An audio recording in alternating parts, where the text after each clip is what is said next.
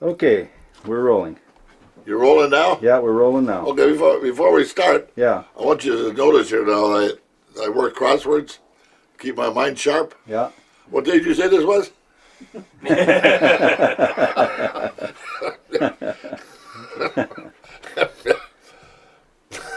Well, date, John, is 17th of February.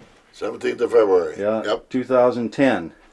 Okay. And we're out here on Star Route with Marvin and Gina DeFoe in their home. So, Bobby? which Take is it from there. officially listed outside as Pot Liquor Lane, Right. town in the township of Bayfield. Yeah. It's just great to be here today. I'm really excited that I get a little chance to talk to you guys and dig into the history, which is really rich history that you have in this little township, and especially with the native and the family names that go back a long way. So Marvin, can tell me. We'll just start off with the year you were born, and tell me who your mom and dad were. Okay. I was born 1928. May 24th, 1928. And I was born at that big house on top of Cooper Hill. My grandma lived there. And that would be the one where Oliver Shelley lived? Oh, one where Oliver Shelley lived, right on top of the hill. Okay, so Yeah, they had a big room up there, and that's where I was born, upstairs there. okay, in 28. And your mom and dad were, your mother's name was, what was her maiden name? Sands. And Dorothy Sands. Dorothy Sands. And she married your father. Right? And give me a little background on your father. What was his full name? John Theophilus DeFoe. Theophilus. Theophilus. Where did you get that name? I don't know where you got it. It sounds like a Greek name to me. Yeah. That's its confirmation. And I was just reading about it. It means, Theophilus means lover of God. Okay. I was just reading here not too long ago. And I told Alice, I called Alice and told her. Uh-huh. Was your dad pretty much almost a pure Native American, or what? No, he wasn't, let's see. I don't think he was quite half, I don't know. Uh-huh. They figure, they were looking at the records, they figured that I was 3/8. 3/8. And I've been taking vitamins for the rest of it.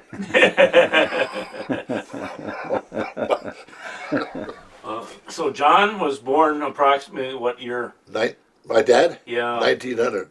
He was born in 1900. Yeah, March 21st, March 21st, 1900. He was born in Odena. He was, okay. Johnny Pick's old house. Oh, is that right? Upstairs. That'd be old Odena. And your Across the mother? Bad River. Yeah, okay. And your mom's name was Dorothy Sands. Right. Where is she from? She was born in Nemacagan. Okay. And what I remember is my grandpa had a little farm in Saxon. He had a few cows, and because he worked there, and then he worked also on the railroad. Okay. That's all I know that he did. He'd have been here in the 1890s, possibly. Well,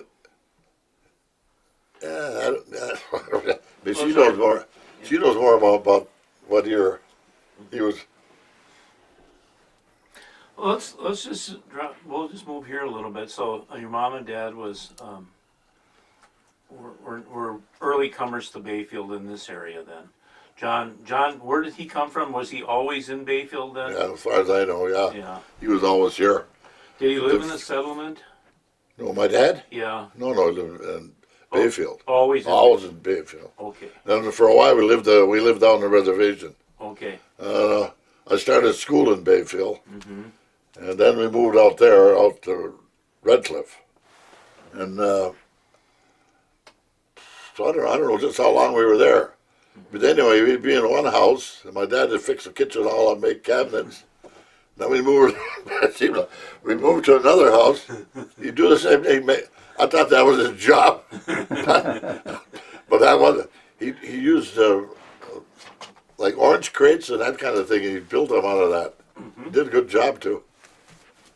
Well, He was a carpenter by trade then? No, he was a mechanic, Mechanic by trade? diesel mechanic. Where did he But he work was at? good to stuff. Yeah. He was music too. Piano he used to play when he was younger. Played all the dances and everything. Oh, he would. He was a piano player. Okay, in town there and stuff Yeah. like that. Where my grandma on the top of the hill, they had a big room and they used to have, they'd play and they'd have dances in there Oh, really? in the big room in the old days. When he was a mechanic then, diesel mechanic, did he just work on vehicles in town then? And, No, he worked on every boat in Bayfield, okay. and plus you know where the old jail is, at the old fire hall, they had a garage there. He worked Yeah. for the city there for I don't know how long, how many years he worked. Okay, And then he had a garage down where you know where the sluiceway comes out. Old Art Figi used to have a big building there. sure, okay. And my dad had a garage in there. Okay. So he was a mechanic by trade and Yep. and a musician for the fun of it. Yeah. He could play anything. Banjos, anything he could play. And that's something. Your dad, did he have some brothers in the area? Yeah. Um, He had Chitta? Clarence, Okay. and then he had George DeFoe, the one that owns the station. Yeah, His father. right. That was it. Chitta, George, and my dad. Morris Patan always talks about the fun he used to have with Chitta. Oh yeah, DeFoe Chitta. years ago. He was full of BS like me. Yeah. What He liked the kid, you know, like I do. do you remember about Chitta anyway? Do you have any fond memories? Or Just what I said. all horse Just stories? what I or- said. Huh? Just what I said. Yeah. Oh, we used to go I'd go all the time down there. He lived down in that, where, across from George, Yep. down in there. Yeah, he lived in one of them houses. Marvin Bellinger. Right There there, I remember. There was a double house where Belangi got that. You know, yeah. You know where you come right across the street there, and I remember a big house there where Mike Zabawa used to live years ago. Remember right on the corner there? There's that big house, you know, just below the gas station there on the other side. Yeah, that double one where you come Yeah. right off the walkway. Yep. A great big one. They ripped that down. Yep. Old one. Chilla and them lived next there, in there. Okay. Then they had, during the flood, they had a, down in, how I explain where that is. Yeah. Down from Franzman's where that big ravine is. Okay. There used to be an old alley through there. Okay. And they had a house down in there. On the other end of that alley. No, right down in there. And they got the flood that flooded them right out. And then, Benny, who do I want to say now? Benny Vandervanner had a house up, was up a little bit. And they were right in the thing, and they I've took seen his house photos and of filled it those. right up with sand, and you couldn't even crawl in there. Were you around to see that flood damage in those days? Oh yeah, I was here. Yeah. I remember some of it. What do you remember it being like? And Oh, it was, let's see. I stayed with my grandma that day. We were going to pick raspberries the next day for old Padine up on Sweet Hill. okay. And that night we got that big rain all night. And I was sleeping in the big room all alone. And my grandma was up there with holy water. Every once in a while, sprinkling holy water. She thought you were going to get. Yeah, it worked. It worked. Yeah. Kept us safe. Holy Right. water. My dad was telling me. And that he then- was- okay, go ahead. My dad we lived up on a cemetery there then. Mm-hmm. And my dad went with the undertaker down. They went all the way down to the checking bodies there, all the way down the lake. Mm-hmm. Right after that flood. Yeah, it was all washed out all over. Yeah. You were 28 though. And You're about 14 years old then, so you'd have a yeah, probably good recall there. I and Bobby Shaw, we had a job cleaning out basements. Did you? I don't know, I almost got hooked up with Bobby. Almost some kind of a job or something. For Agnes Nelson, we cleaned her basement out. Oh. Downtown there on 2nd Street. Yeah, you know where she lived across the. Yeah. across from Batanza. Yeah, on Yeah. 2nd Street there, yeah. Clean hers out. Was there a lot of sand in that basement? Oh, yeah, it was full. Chuck full, eh? Truck full of sand. Yeah, they took everything. Melody, the big old bakery, Yeah. took that right out. Yeah, that's probably a scary time in your life there. My dad was on Presqu'île that night. Uh-huh. They were fishing out there then, and he said he didn't have any idea it was as bad as it was. He said, but it was one of those nights where the lightning was on all. Steady lightning. Yeah, and One right after the other. it was just the whole sky was lit up all Oh, night. yeah, I know it. Yeah, it was I remember frightening that. out there too. Yeah. Tell us a little bit about Uncle George DeFoe. What do you remember about George? I vaguely remember him too. Yeah. You know, I remember him living next to Dean Halverson in Bayfield Yeah. there and that type of thing. What did George do for a living? I don't know, just whatever he could find, I guess, in them days, whatever he could find to work at. Yeah. He did fishing and, I don't know what else he did do. Was he in the orchards and stuff like that? And He probably did. Mhm. Worked like everybody else worked orchards and I don't know if he had a trade or not. it's kind of funny in Bayfield. It still is that way. You need about 3 jobs in Bayfield to have 1 job. Oh yeah. And that's the way it was. He in worked, those he worked days. fishing and worked apples. I think he probably worked at the apples and don't you know what kind of stuff he did? That'd be a I while. know he was out at the sand. Yeah, oh yeah, he had. Oh yeah, he went. I know he went. I and my dad and him went on the ore boats one year, and he got sick. In his lungs, and he came home and they found out he had TB, so they put him in the sanitarium. Oh, He was in there for a while. in rehab. Then they took one lung out. That's why he didn't do too much, and I think he was kind of on disability. Did your mother have any family in this area here? No, So she was kind of she married your dad and they married my dad. She worked in the sanitarium. That's where my dad met her. Well, that's where he met her, eh? Was she a Sanitarium. nurse there, or Huh? was your mother a nurse there? No, Or? no, she was just a worker. Housekeeper. Yeah. Huh? Housekeeper. Housekeeper. Housekeeper, yeah. Same like Fran Kovacevic did that type of thing in them days Yeah. too, and so did Emma. Oh yeah, I Right. worked there too. Yeah, you were there too. She was there. Okay. So we kind of went over who your immediate family was, and maybe we'll just get into who your brothers and sisters were a little bit.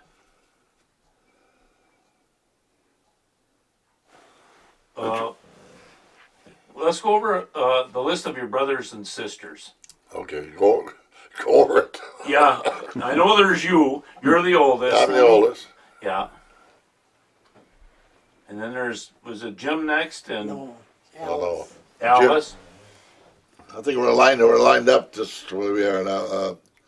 Alice, then Jean, and John, and Margie, Donald, Willie, Betty Ann, Jim, Joe, and Chris. Chris, that's her there. I didn't even recognize her. Yeah, Chris. Big family. Oh yeah, 11 of us. I don't know how they did it. I don't know how they ever fed us all. Kids fed. Huh? I don't even know how they could keep a family fed like Oh that. man, I don't know how they did it. Now, thinking about it, Well, you guys had a fairly large family too, but Yeah. it wasn't quite that big. I went in a service when I was 17, and I got in there, and the food, and a lot of them guys, I can't eat this, I can't eat this, I can't eat this. Their mother had sent them stuff from home. Yeah. I told them, I said, I never ate so good. I ate everything. They had one thing they called Yeah. shit on the shingle. Shit on the shingle. I ate that have that for breakfast. Yeah. I ate that. I ate every pound of thing they give us. Yeah. What year did you go in the service? What's that? What year did you go into the service? 45. Is that your photo right there? Yeah, here. 1945. You were in the. Yeah. Looks like you were in the Navy then. Yeah. Yeah. I got on 1948. I signed up just before the war was over. The time I got in, the war was over. Oh, is that right? Yeah. The time I got in, the war was over. They must have known I was coming or something. I don't know. They heard you were on the way, so They heard I was on the way, so they figured the Germans. they better drop the bomb. Yeah. We went this way. Yeah. Let's go over to roll over to Gina for a Yeah. second. So give me a chance. I'll give you a little break there. That'll give me a chance too. So I gotta switch around here.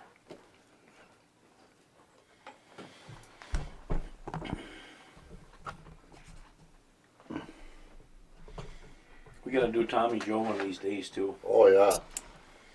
He's full of the Dickens and He knows all kinds of from Red Cliff and all, yeah. Yeah, he's sharp. So he's on my to-do list. You know he broke his leg I heard that. 2 Yeah. places. He sent me an email. He went grrr. Did he? You better have about 3 days if you're going to start talking about politics. Oh yeah. Yeah. Okay. Okay. We have now Gina Butterfield, DeFoe, and I want to spend a little time just picking your mind and similar to what we went through with the torture that we put your husband Marvin through. I'd kind of like to go back and Torture. yeah, I'd kind of like to go back and visit your parents and tell me who your people are. Well, my mother was a Pratt. She was Ruby Pratt. And my dad, Lawrence Butterfield. And let's see, when they died, they had been married 64 years, I think it was. They were both 86 when they died. And they died within 3 months of each other. 3 months and a day, I think. And the doctor said my dad died of a broken heart. Were they in love their whole life then? Well, he must have been. She was more of a. She didn't show her affection that much, as much as my dad did. Pratts that lived down the Happy Hollow. That's where her mother and dad were. When you come over the hill there, just before you get to the big hill here, that panoramic view of the Pratt's, and that's Pratt's Fields, and Oh, down over the, yeah. yeah, that's gorgeous. That's how it used to be. That's how I remember it when I was a kid. And now they cut it off again, and you can see down there. Yeah, because I never even knew it was there for years. I mean, I drove by it for. They Well, just no, cut that Yeah. last year. I forgot about it, that it was that pretty nice. And then, of course, there's Pratt's Peak up there. I think you can see it from our window here. What year did your mom and dad kind of hook up there and get married?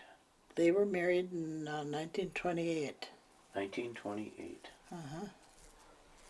November 29th, 28.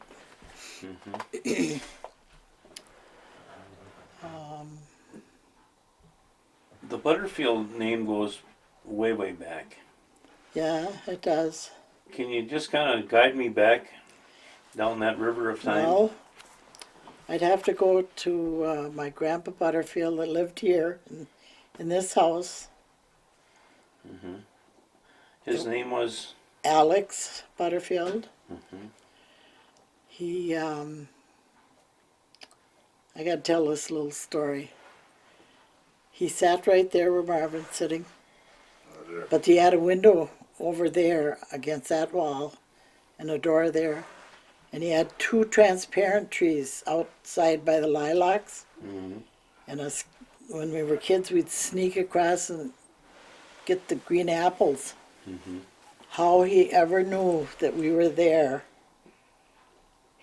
Yo, kids, get out of there. He'd see a coon He and could apple. see us. But when the apples were ripe, we could have all we wanted. But see, there was kind of a thing that they thought some kids died from eating green apples. In those days? I don't know if it was true. You never hear of anything like that now. No, I guess they didn't want us to eat green apples. It was, Okay, Grandpa lived here, but I don't remember my Grandma Butterfield. She died before I was born. Of course, my grandpa had been married before, and that wife died. Then he married my grandma. She was from La Coudray, and she died of a stroke. what was your grandma's maiden name? Rusk, Anna Rusk. Rusk. Ann Rusk. Okay. So that Alec, let me get this straight. Alec Butterfield was married to Ann Rusk. Anna, I think her Anna. name was Anna. Okay. And my Grandma Pratt was Anna too. Yeah, it gets a little That's- confusing here. Was a little popular name, I guess, around that time. And of course, my dad had two brothers that drowned. One drowned in Corny. His name was, well, they called him Gans. His name was Alex. Alex Butterfield. Okay. And that would have been, I don't know if you remember Alan Butterfield from Red Cliff. Yeah, I do. Joan, Dolores just died last, that was their dad. Was Alex. Yeah, Gans. Gans, they call We'll him. call him Gans. I don't know what kind of a name that was. Maybe he was one of those Gandhi dancers I don't building know. railroads and stuff. I don't know. And then another one of his brothers died over by, did they call it Longbridge? Yeah, Longbridge. There were the new bridges over by the Best Western or whatever that hotel is there. Okay. And his wife tried to save him. No, first the boy went down. And the father went to save him, and he couldn't swim. Then the wife tried to save both of them. She couldn't swim. And the two of them died. The Father and the son. both drowned there? Yeah. Wow.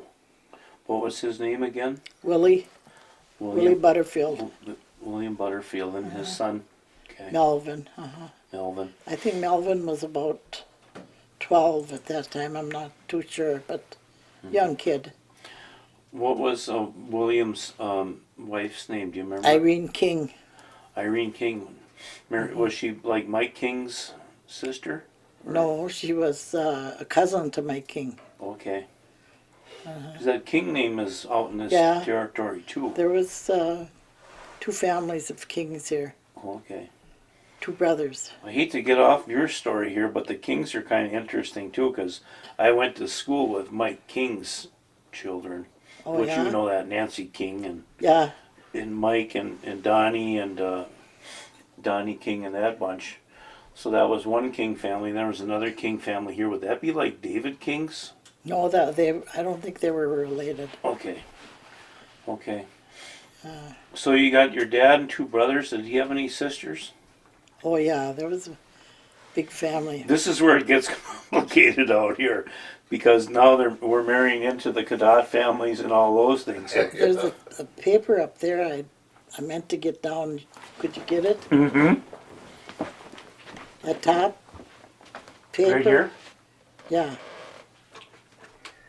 I don't know how it's stuck there, but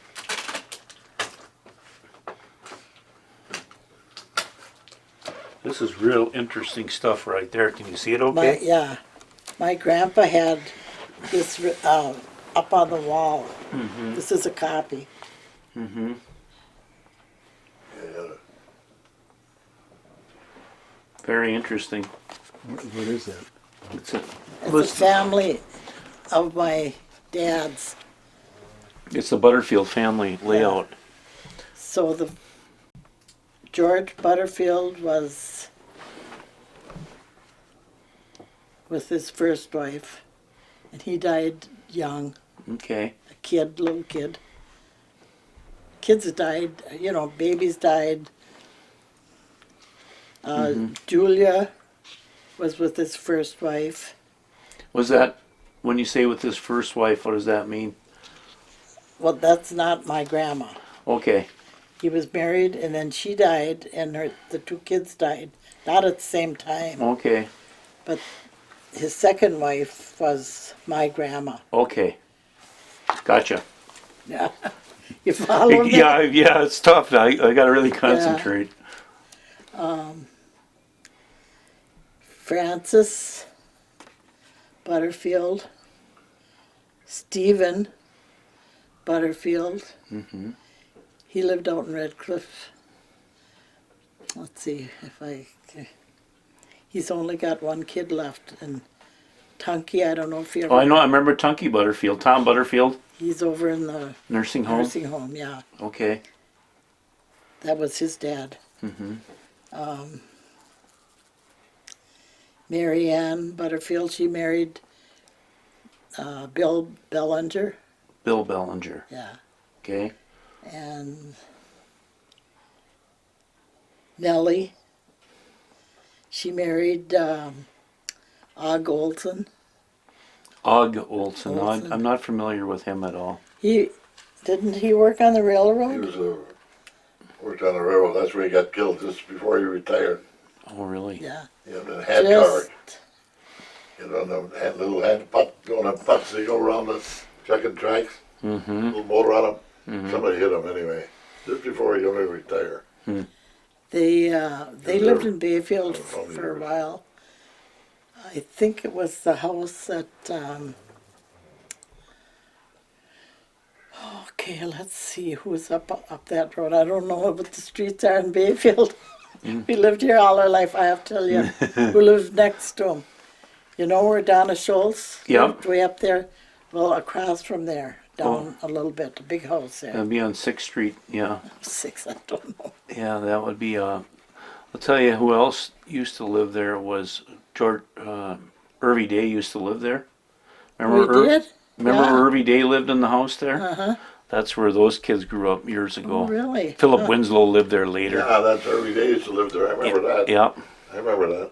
My memory hasn't failed me yet. Yeah. Yeah, back then. Yeah. Okay, I said Nellie. Mm-hmm. Alex, that was Gans. Mm-hmm. And he married Lizzie Vandervander. And Lawrence was my dad. Mm-hmm. He married Ruby. That's about people were early days to live. You know that Walksmith bought, did you know that? He bought them old houses, bought that one and up on up Catholic Hill where my mother lived. Okay. Then we lived up there, he owned that one too. You're talking Henry Walksmith.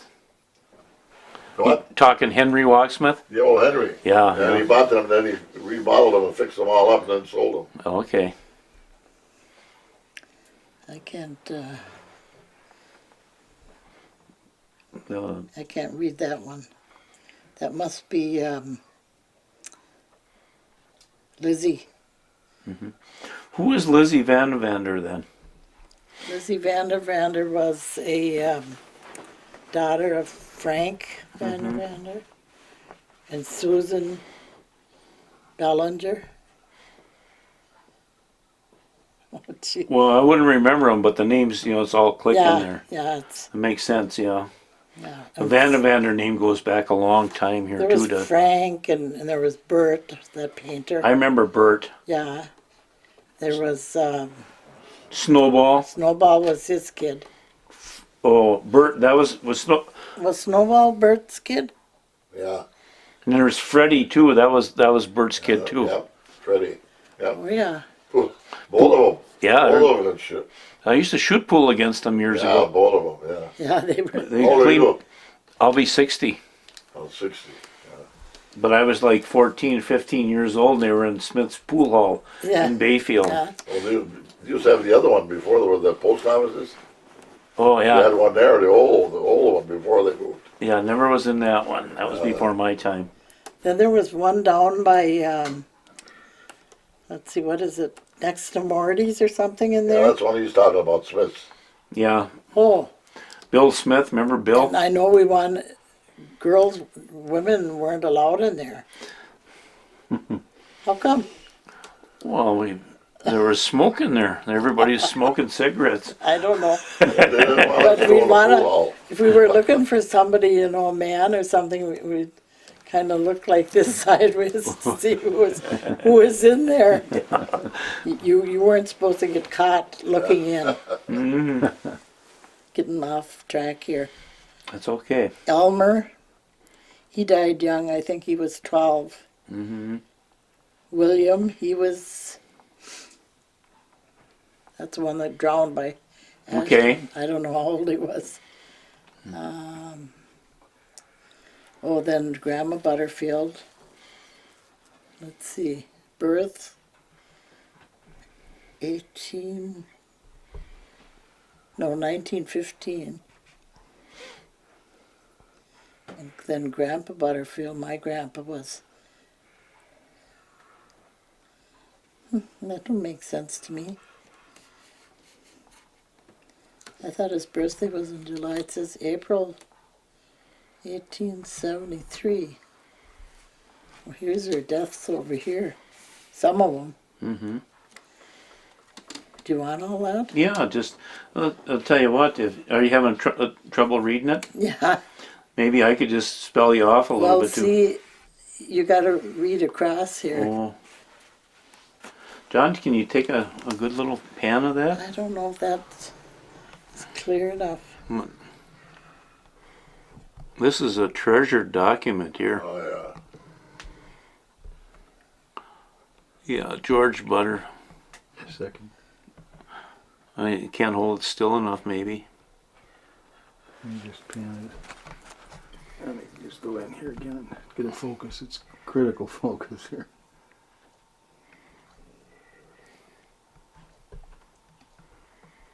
I got wobbly fingers. Shake so much. Yeah.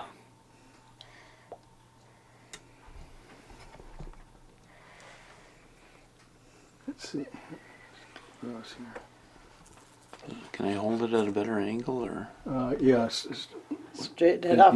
Yeah, your that end is up. Oh, okay. Let me just do this, maybe. Go back a little further too, because Yeah. actually go this way so you're in this light, Okay. and then make it as perpendicular to the camera as you can, so that the focus can. This should go down a little bit. There. Get my pen out of your way. So as I'm shooting this, Jenna, could you just describe what's on this? Well, it would be what did you call that? Oh, family history. history With So- the names and the birth dates and the death dates of the of some family. of them. Yeah. So this is on closest to you, Bobby. It says, is that marriages? It says? Marriages, Yeah. yeah. Marriages, names, births, and deaths from. Alex Butterfield family. Let me go into this. And maybe, what we should really do is scan that. That's the best way to get this this thing. But Well, we'll do what we can. okay. Okay. Yeah. Yeah, George Butterfield, born April 13th, 1888. Julia Butterfield, February 5th, 1890. Francis A. Butterfield, October 21st, 1893. Stephen Butterfield, April 7th, 1896. Marianne Butterfield, May 22nd, 1898. Nellie Carolyn Butterfield, June 26, 1901. Alexander Butterfield, July 17, 1903. Lawrence Butterfield, April 7, 1905. Lizzie Julia Butterfield, February 9, 1907. Elmer V. Butterfield, April 6, 1909. William Butterfield, June 29th, 1915. Mrs.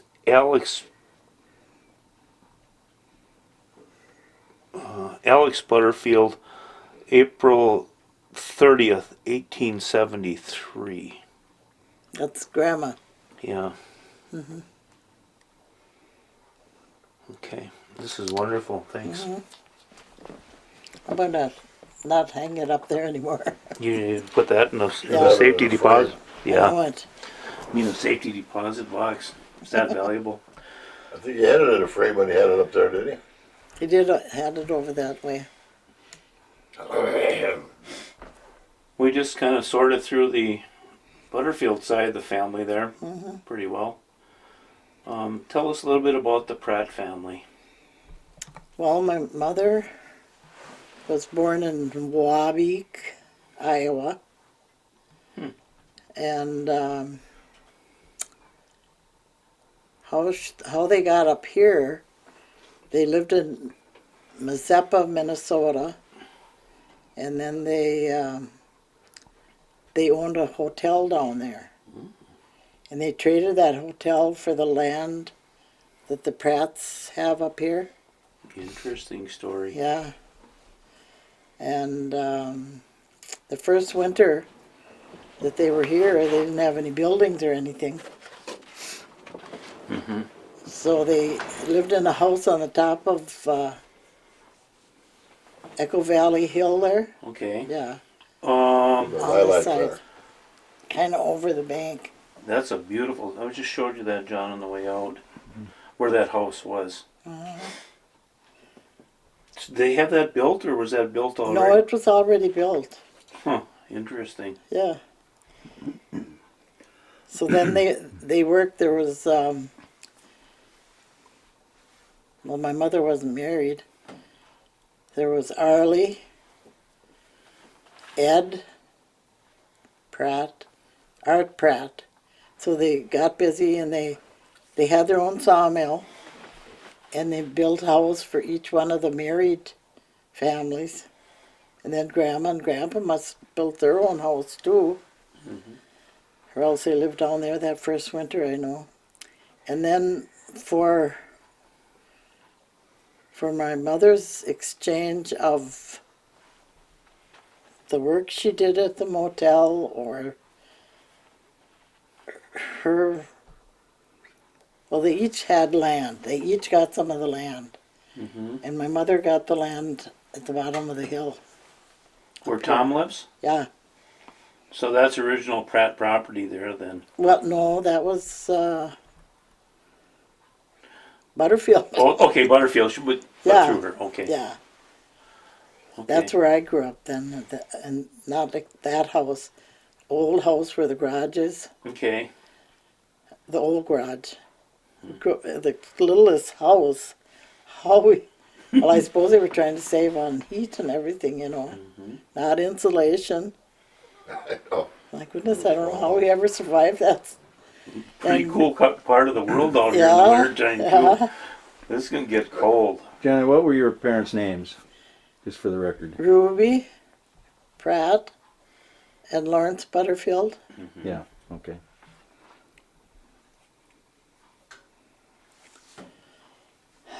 Let's see, what else? And then we farmed, but there was only 4 girls in my family. So And- we had to work like men. I What said, that's why in our old age we're hurting so bad.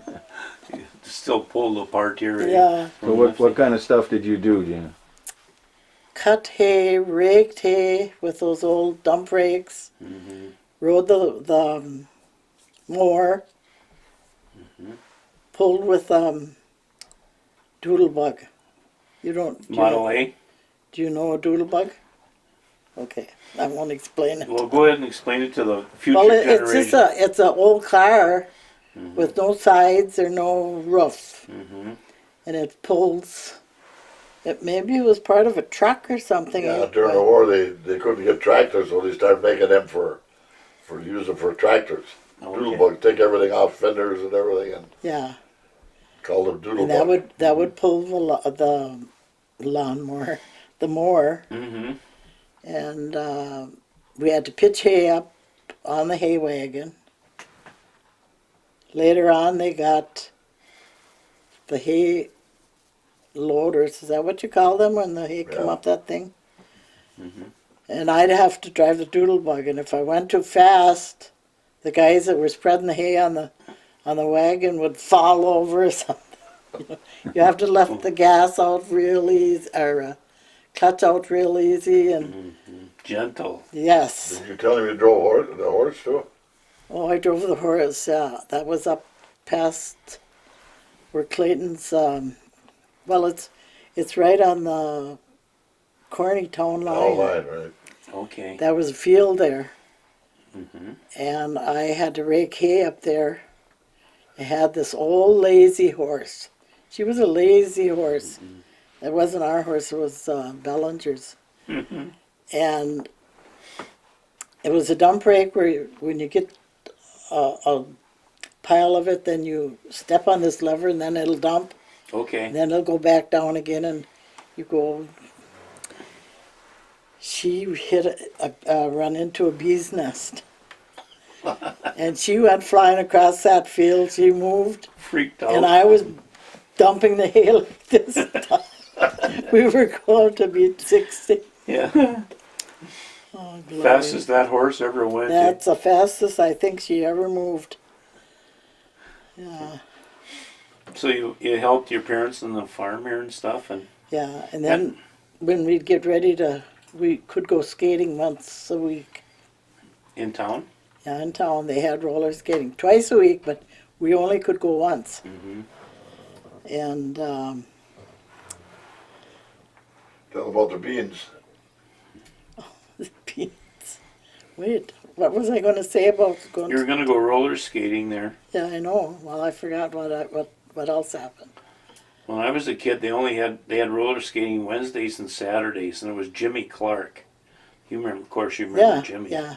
Did he run it in them days too, then, Who had it? or that Larson from Larson, Ashland too? Yeah, Larson. Delbert Yeah. Larson. Delbert. That's what it Delbert was. had it. Is he living yet? Yeah, he's living yet. Yeah, I think he is. And where was this roller skating? Down the pavilion. Okay. Yeah. And we got to go once a week, and the next morning, I mean, we were played out from working hard, staying up late that night. The next day we had to act like we were full of life because they wouldn't let us go again if we act too tired from staying up late, you know. Were your parents pretty strict? I think so. They were with me. Yeah. they were. Very strict, the first one. Oh, you were the Each oldest. Each one let up more, and then finally, when Mary, she's 10 years younger than I am, she could just about do anything she wanted. That probably happened in a lot of families. Yeah. Don't tell about the beans. Oh, the beans. We had to go to town when my dad brought beans into the cannery. And, oh, my mother. I can't let you kids go looking like that. We were picking beans and we were dirty. So she had to clean us all up. And he would take all of the seats out of the car. Model A, I suppose it Model A. must have been. And there was about this much room from the last bushel to the ceiling, and we'd lay in there just to go to town. Oh gosh, what a story. Yeah. But my mother didn't like it because she had to clean us up. That, you know, we didn't dare go looking like a bunch of... How old were you when you were doing that? You must have been a pretty young kid. Yeah. Well, 8 or 10. Uh-huh. Yeah. Did you have big bean fields out here too then? Yeah.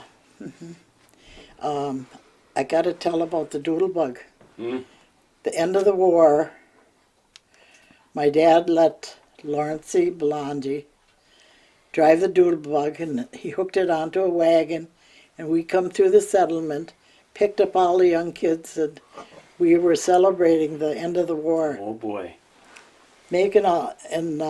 Somebody said that Aunt Betty was out pounding on a frying pan, making any kind of a noise we could make. We were screaming and hollering, and It was a big day. yeah, it was.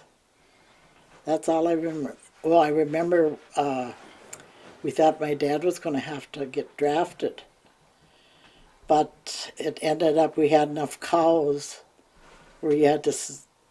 What do you call it when they don't have to go then? Deferments? Yeah, deferments. Okay. Yeah. He ended up, but boy, we were scared he was going to have to go. He was 38. I remember that number, 38. Because then my mother would have had to, Fend for yourselves? yeah. That'd almost be impossible. Well, she did have to one time there when my dad got pneumonia. He was really sick. And she had to milk the cows and clean the barn and feed the, put the hay down for the cows and turn them out and do all that stuff. Did you have a lot of cows in them days, or? I don't know if we had 15. Yeah, How do you know? You weren't there. 15. 15, yeah. You must have heard somebody say that. Yeah. Sounds like a good number. I built cows up there. Helped But your now- dad. Now, when I was young, Oh, not when you were young at all, but A little bit later, when When you're you- making the when you- moves on her. when yeah, you quit, and I took over. yeah, sure. So how old were you during, what, at the end of the war there? When was the end of the war? 46? 46. I must have been 16. Then this Lawrencey that drove, that my dad trusted. Some of them he didn't trust, I don't think. He made a little cart out of big buggy wheels, those big wooden buggy wheels. He had two there and two back here, and then he had them connected somehow. And he'd sit up in front and he'd steer. We'd all push them wheels up the big hill, Oh. and we'd get, I know it.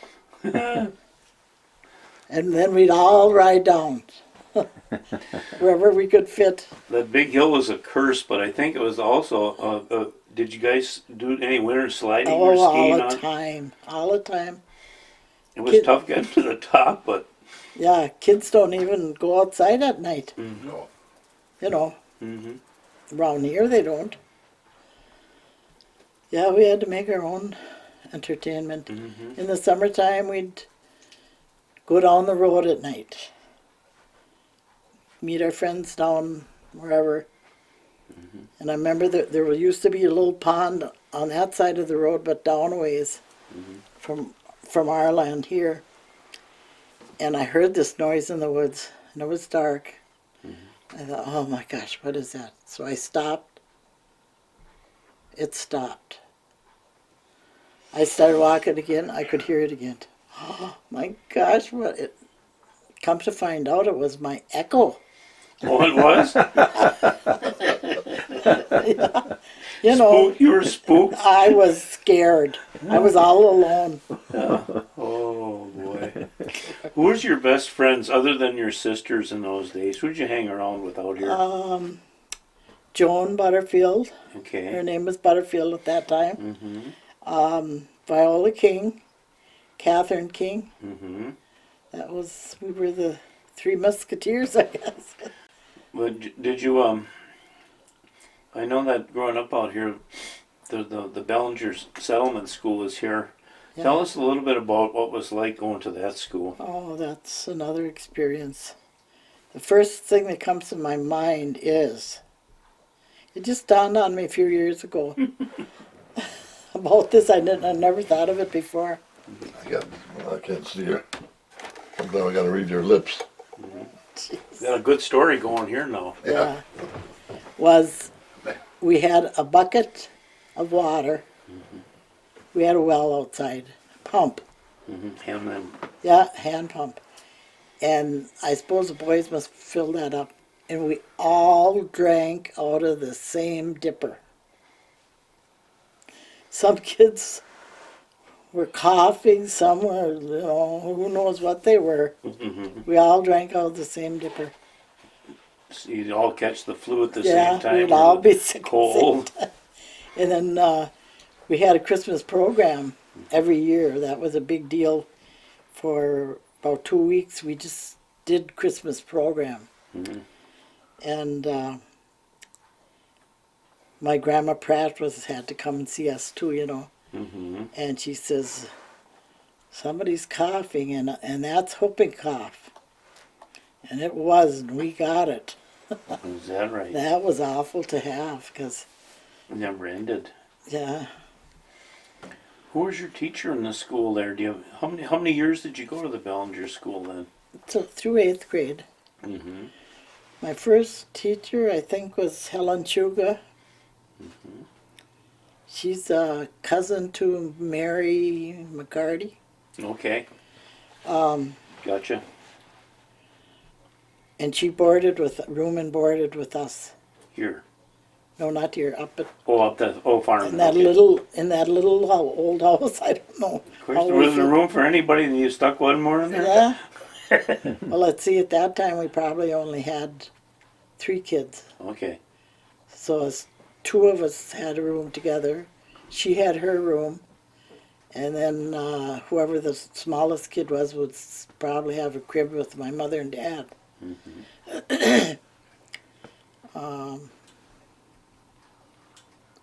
And another thing at that program, I remember I had to be a Christmas tree one time. But I had a tree in front of me. No. And we didn't have electricity, so they put candles on the tree. I mean, Real burning candles. Funny we never had a fire. I never used to do that, man. Now, he won't even let me hardly light a candle when the electricity goes out. Yeah, no. It's dangerous. They used to do that in the Norwegian Lutheran Church too. Why that building never burned Yeah. down. They didn't have the stuff that they have nowadays. Yeah, right. Put the candle up and run for your life, I guess. Little dripping thing underneath it. Yeah. Yeah. Little pan to drip into. So you went, who was your other teachers there? Do you Okay. recall them? No. Helen. I don't know if I got them in order now. Helen. Frida Hoopman. She was a Hoopman from the Hoopmans. She had never married. Don Hoopman's sister. And Floyd. Yeah. Floyd and Don's sister. And Alice Dick. She was from Ashland. And her sister married a Grant. I don't know which one. Yeah, there was a pile of them. Yeah. Esther Vandervoort. She was from Herbster. And I think that's Cora Bellinger. No boy. I had her in school too, let me tell you. I better not make a face on this. She wasn't bad there, but I guess later on she was. Linda and I think Linda was with me in 4th grade. We had her in 4th grade here in Bayfield. And it was probably like you, just, I'm glad it was over with. Maybe it's the nicest way to put it. Yeah, And was there just one teacher for all 8 grades, or was there? yeah. Yeah. And how many kids were in that school? Oh, Ollie. good Lord. Maybe 25. And she had to teach all of them math. All of them. When I went to high school, there's a lot I didn't know that I should have known. In fact, when I worked at school as a tutor, I learned stuff in 1st grade that I never knew. That's how we said those words. 1st grade. Isn't that something? I know it. I learned 1st and 2nd grade. You know, it's kind of interesting here in the old country schools, though. They worked on the idea that the teacher would teach the eighth grader, and the eighth grader would work with the seventh grader and so forth down the line. So it was a system, that, Yeah. and in those days too, or maybe a little bit earlier, like in my dad's time anyway, there wasn't a great big emphasis to have a lot of education. No. By fifth grade, if you knew your math and you Yeah, could spell, you were set. Yeah. And it wasn't until these later years where you have to have 4 English classes and Yeah. French and Canadian Yeah. and everything else. So it was a simpler time. Yeah. And then we had wood heat in the school. Great big round, oh my gosh. And then there was an iron stove inside of this jacket sort of a thing. Mm-hmm. I suppose that was so kids didn't fall on that hot stove. Mm-hmm. And the boys would haul in the wood. There was a wood box there. And we had toilets outside. The boys were over on that side, the girls were here, which it was in between. Mm-hmm. You have a school bell there? A bell, Yeah. just a little one that the teacher rang, I think. Oh, I see. But no big one where they No, ring the bell in the morning. No. Where did that building sit anyway? Down where the park is right now. Okay. Do you know where that is? Did I'm you th- ever see? I'm lost here a little bit. You know where the St. Anthony's Church is there? It's on this way from there, Okay. towards us, Okay. opposite side of the road. Oh, so it was on this side. Yeah, Then they moved that out of there, didn't they? And they moved it down for the town hall, and then somebody bought it from Town of Russell. Do you remember his name? Yeah, it's out down in Russell. it is now. I got a whole bunch of those pictures when they moved it. Old guy used to live out there. What do you call that road? Torbic? Yeah, it's on Old Torbic Road there. Oh, okay. Up at Ells? No, Up to Doll. no, he isn't the one. Yeah, I know. He lived I down think they call that it Up road. to Doll now, don't they? Yeah, Up to Updell Doll. lives on the end of it now. Up to Doll Road. Well, I think it was Wally just a, Barthman, did he buy it? no, All right, somebody different. Then. Somebody- Well, this guy different was than a that. teacher over to the college.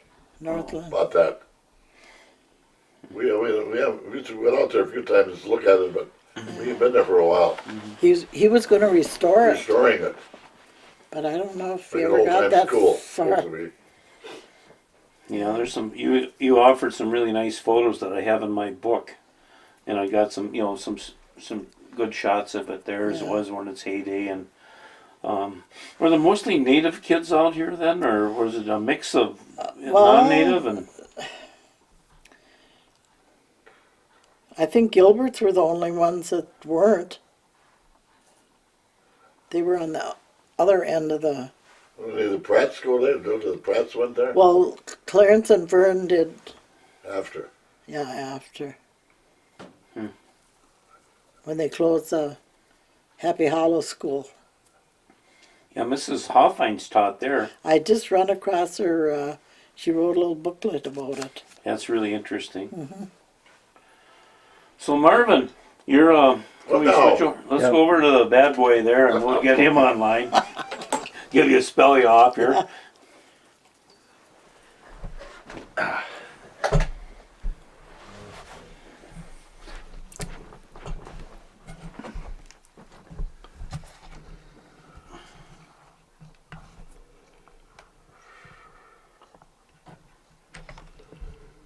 I think it's bright. Huh? The light is too bright for you? I got one of them little light, one like that. One of them spiral outfits. Yeah. Well, that's a That's a equivalent to a 300 watt. oh man. Yeah. I wouldn't be able to afford the electricity for that thing. You're gonna shoo us out of here pretty quick if we stay too long. Yeah. You'll have to drop my 10 for. Don't worry, I was thinking about that. I got to charge these pots if we use up my electricity. Yeah, electric bill's gonna go I way was up. thinking about that. Yeah. No, tell me when, John. Okay. So, We just went over a little bit of your family background, history, and stuff like that. And you mentioned to me that you lived in Bayfield and you lived up on Cooper Hill, and a lot of stories about your dad and that. But tell me, you also mentioned that you went to the Catholic school. Right. Tell me a little bit what it was like in Catholic school. Okay, before you asked me before about Chitta, Yeah. and my grandpa DeFoe died when he was 58. Mm-hmm. And Chitta was the one that brought it. They were out fishing in the winter on the ice, Okay. and he had a heart attack. And Chitta was the one that brought him in. I remember that part of it. Mm-hmm. And he died. I don't think I was even born yet. I don't think I was even born yet. No. I was born the next year. I must have been in 1927. Yeah, he I was passed. born in 28. Huh. So I never did see him. Never did. I always wished I'd had, and he was a carpenter. You got a picture of him up there. He helped build the first church over on Madeline Island. He Which helped one, the with- old mission church or Yeah, the old logs. They built a lot of logs a long time ago. the old mission church? Yeah, the old mission churches. Yeah. He was one of them that. Or there was a Catholic church over there too.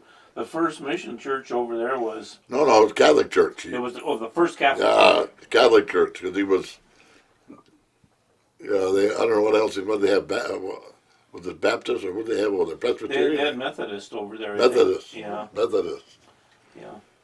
So when you were talking about the DeFoe family came out of the Bad River area, that was quite common for the DeFoes. You see the DeFoe's name at La Pointe a lot. Yeah, right. In the census of 1850, Yeah, you but they spelled it Duford. DEFAULT. Default, yeah. But it's pronounced DeFoe. So that's why somebody changed it. Yeah, they made it easier to So like spell. it sounds, they change it instead of making X. Mm-hmm. So they originally come out of the Bad River area there, and probably, Right. yeah, and they wound up at La Pointe then, and Yeah, that's probably how your grandfather got involved in building that church and stuff then too. So yeah. you know, I just reading in there. They said that the Catholics went to Redcliffe and the Protestants went to Odena, but that's not right either. Because my dad and them, they were all Catholic, and they really went to Odena. Mm-hmm. My dad went to school there. Was I don't know. You don't have that picture here, but it was confirmed and everything in Odena. all right, My aunt and everything, all of them went. Well, it was a big school, Odena. yeah, down in Baby Town there or something. That's what they call it when you come into Odena.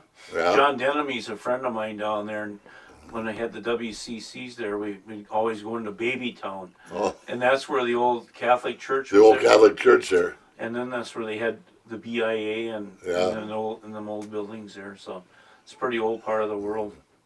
Well, tell me a little bit about what it was like in Catholic school in the good old days. I don't.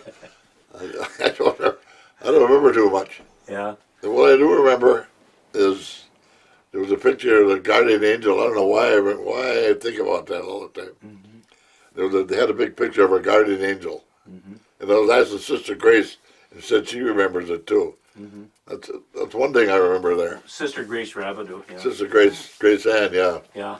I went to school and she went to school there. Oh, I see. Shirley Shore, most of the people are all gone already. Yeah. We're one of the oldest left.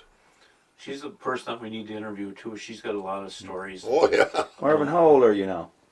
I'll be 82. 82, okay. 82 in May. If I make it. Yeah. Well, So, you're looking pretty good right now. Yeah, I know. You can't see inside though. Yeah. I don't know. I was in the basketball. There used to have it. That old gym. Yeah. Outside. Yeah. No. They had an old building there that. You don't remember? Do you remember where the sisters lived? Mm-hmm. Mm-hmm. Sisters, the building was going like this, and then that down along the sidewalk there was that big long building. We had a gym in there. Parochial. I actually shot hoops in there. Yeah, parochial, what do they call it? Parochial 5 or something? I don't know. Parochial champs or something they call it anyway. Yeah, well, they did that for many years. I particularly remember it when, like, Butch Vandevander was there. They all went to, all the kids that were at Catholic school, that came over to Bayfield schools, at least in about 1958 to 1960. They were the Cadillac basketball Yeah, players. Lawrencey. Remember Lawrencey Gordon? I remember Lawrencey. Sure, well, he was a good player. Yeah. Yeah, Leonard Hebert was. yeah. They were out of that group. Hebert was there. Yeah. But they were always good because they had that place open all summer Yeah, long. they practiced in there all summer. Yeah, they played all summer in there in the old days. I can I wa- still. I wasn't too good of a player. Yeah. One time we had a tournament with DeFoe. I think it was DeFoe or one of them in Ashland. Mm-hmm. Donald Salas was the coach, Oh yeah. so he put me in to play, Mm-hmm. and I was standing right in the center line. Somebody threw me the ball. I didn't know what to do with it, so I threw it at the basket. That ball arched like this, right at the basket. Everybody coming up patting me on the thing. I didn't know what I did there. Yeah. He was a shot. I made shot of the day. Yeah. So you went to all the grade school over there all the years? Well, I went to 9. I quit in the 9th grade. And That okay. was you could quit if you were 16. Yeah. So I quit when I was 16. And would you take like a half a year off, and then you're 17, you enlist? Is that all? it No, went? I went on it when I was 16. I went on the ore boats. Oh, I see. I was firing on there when I was 16 years old. Mm-hmm. What company did you work for? Let's see, that was a Steinbrenner. Okay. Steinbrenner. Then I was on with Shovik one time. That was Great Lakes or something. I don't know. With it. Yeah, okay. The old Steinbrenner. Interlake or And something. what was your job on that? Marvin? Which one? I was a fireman. I was 16 years old. Fireman didn't come back. He went and got drunk. He didn't come back, so they made me fireman. I was coal passer. Were you on the WW Hill when Shovik? Yeah, WW. Tell me that story, would you? You don't have enough time. You don't have enough time That's for the worth that's a for the good story. WW Hill. Remember that? Tell us a little bit about that. Yeah, that WW Hill. Let's see what the heck they say I was. Bobby was the captain, and Merwin, he was the first mate. I must have been second mate. Yeah. I was bottom of the line anyway. Yeah, Wasn't the sure. Setting Bull with you there too? Huh? The Setting Bull. They used to call him. What was his name? One of them cadets there. No, just three of us. Okay. Shovik and Merwin and me Where'd you pick that up? down in Benton Harbor, Michigan. Shovik said, "I want you guys to come down to help me." He said, "Well," he said, "how long going to do?" He said, "About 3 days." He said, "It'll take us. Let's go down and get it and bring it up." So we went with him. What was he going to use it for anyway? Fishing. fishing. Herring Herring fishing. fishing. We Okay. got up here, herring fishing was over. Took us 3 weeks to get that Pelican boat up here. Would you have some pit stops or? Oh, yeah, we did. Yeah. Prettier capsizing there one day. Oh, boy. Storming. How long was the boat? I A can't. 55 foot. It was a 55-foot fishing tug. Yeah. It was a big boat. What did it have in it for power? Had a diesel in there, Cummings diesel in there, Oh, okay. with a punk. Oh, Did you see them with a punk? You had to start the punk to start it. oh It had an okay. air starter on it. Oh, okay. That's why you hit the boat. You run out of air coming across. He hit the boat. What boat did he hit? Cubby LaBelle's Oh, hit it right broadside. in Bayfield or? Yeah, right at the dock where the dime board is, where the old dime board, out where it crosses like this. Yeah. You know, he had it parked right. He just got it fixed. He just fixed it. He was going to use it in the air season. Yeah. Hit it right broadside. The guys got a hold of it and pulled it about far as the diving board. Then it went down. Sunk it. I was up there with my feet. I kept looking at him. He was going to back it up. He didn't have no air. He had to stop it and reverse it with air. Air reverse. The air was gone. He blew the horn all the way from the stick. We run aground at the stick. Yeah. It was inside. When you Went say on a the stick, you inside, mean we run right aground on that. Grant's Point. Trying to turn yourself off of that. And then he started blowing the horn. When he got over there, he was all out of air. Yeah. You have nothing to start. We coming coming up the St. Mary's River, we ran out of fuel. No. So we had a telephone. He had a telephone on there, radio. He called the Coast Guard, come and got us. And I'm like, we're right in the middle of the channel, and I looked at, here comes a steamboat. We're in the middle of the channel, and I said, what the heck are you going to do? I said, I know what I'm going to do. I ripped the floorboard up, opened the gangway, and I'm there like this, going, trying to get it over on the side, and there I look, and there's Shovik and Merwin, they were doing the same thing. And just before that steamboat got there, the Coast Guard pulled it up, threw us a line and pulled us out of there, pulled us into the Coast Guard station. Oh, boy. And Bobby, We had to stay. Then we had to stay there over there. The packing was leaking around the shaft, you know. yeah. So we got a motel room. Three of us. Show us sleep in one bed, and I and Mervin slept in the other. And finally, Shovik is probably his feet stuck so bad. He took his socks off. He used to wear them all out. They make them dolls out of them now. Them Monkey socks? Yeah. monkey socks. He has one of them. And he took his paddling and shoes off, and he got in the morning. They're the one just standing right up like that. So paddling hard. Yeah. Same paddling I was supposed to take it, 3 days. It took us 3 weeks. And when he got up in the morning, white sheets, you could just see where he laid like that. Yeah. Diesel smoke right in there. It was right in our skin. Jimmy Erickson told me, he said, when you guys come to town, he said he can still see all you guys were full of that diesel soot. All over it. You all looked like you came from Alabama. Started out with eating steak, and we come in, we was eating, we had jam and some old bread left, I guess. Yeah, We were coming. what did you do with those Merwin socks? Mervin, no. Yeah, we got a, Showy got up early in the morning, go to check the boat. Instead of taking his socks, he took Mervin's socks.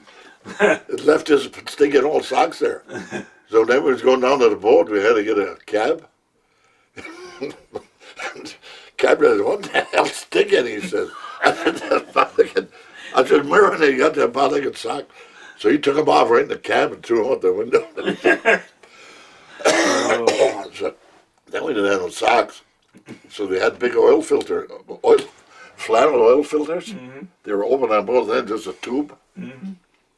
So we got the idea of taking one of them, we'd fold it over and then put that on for a sock.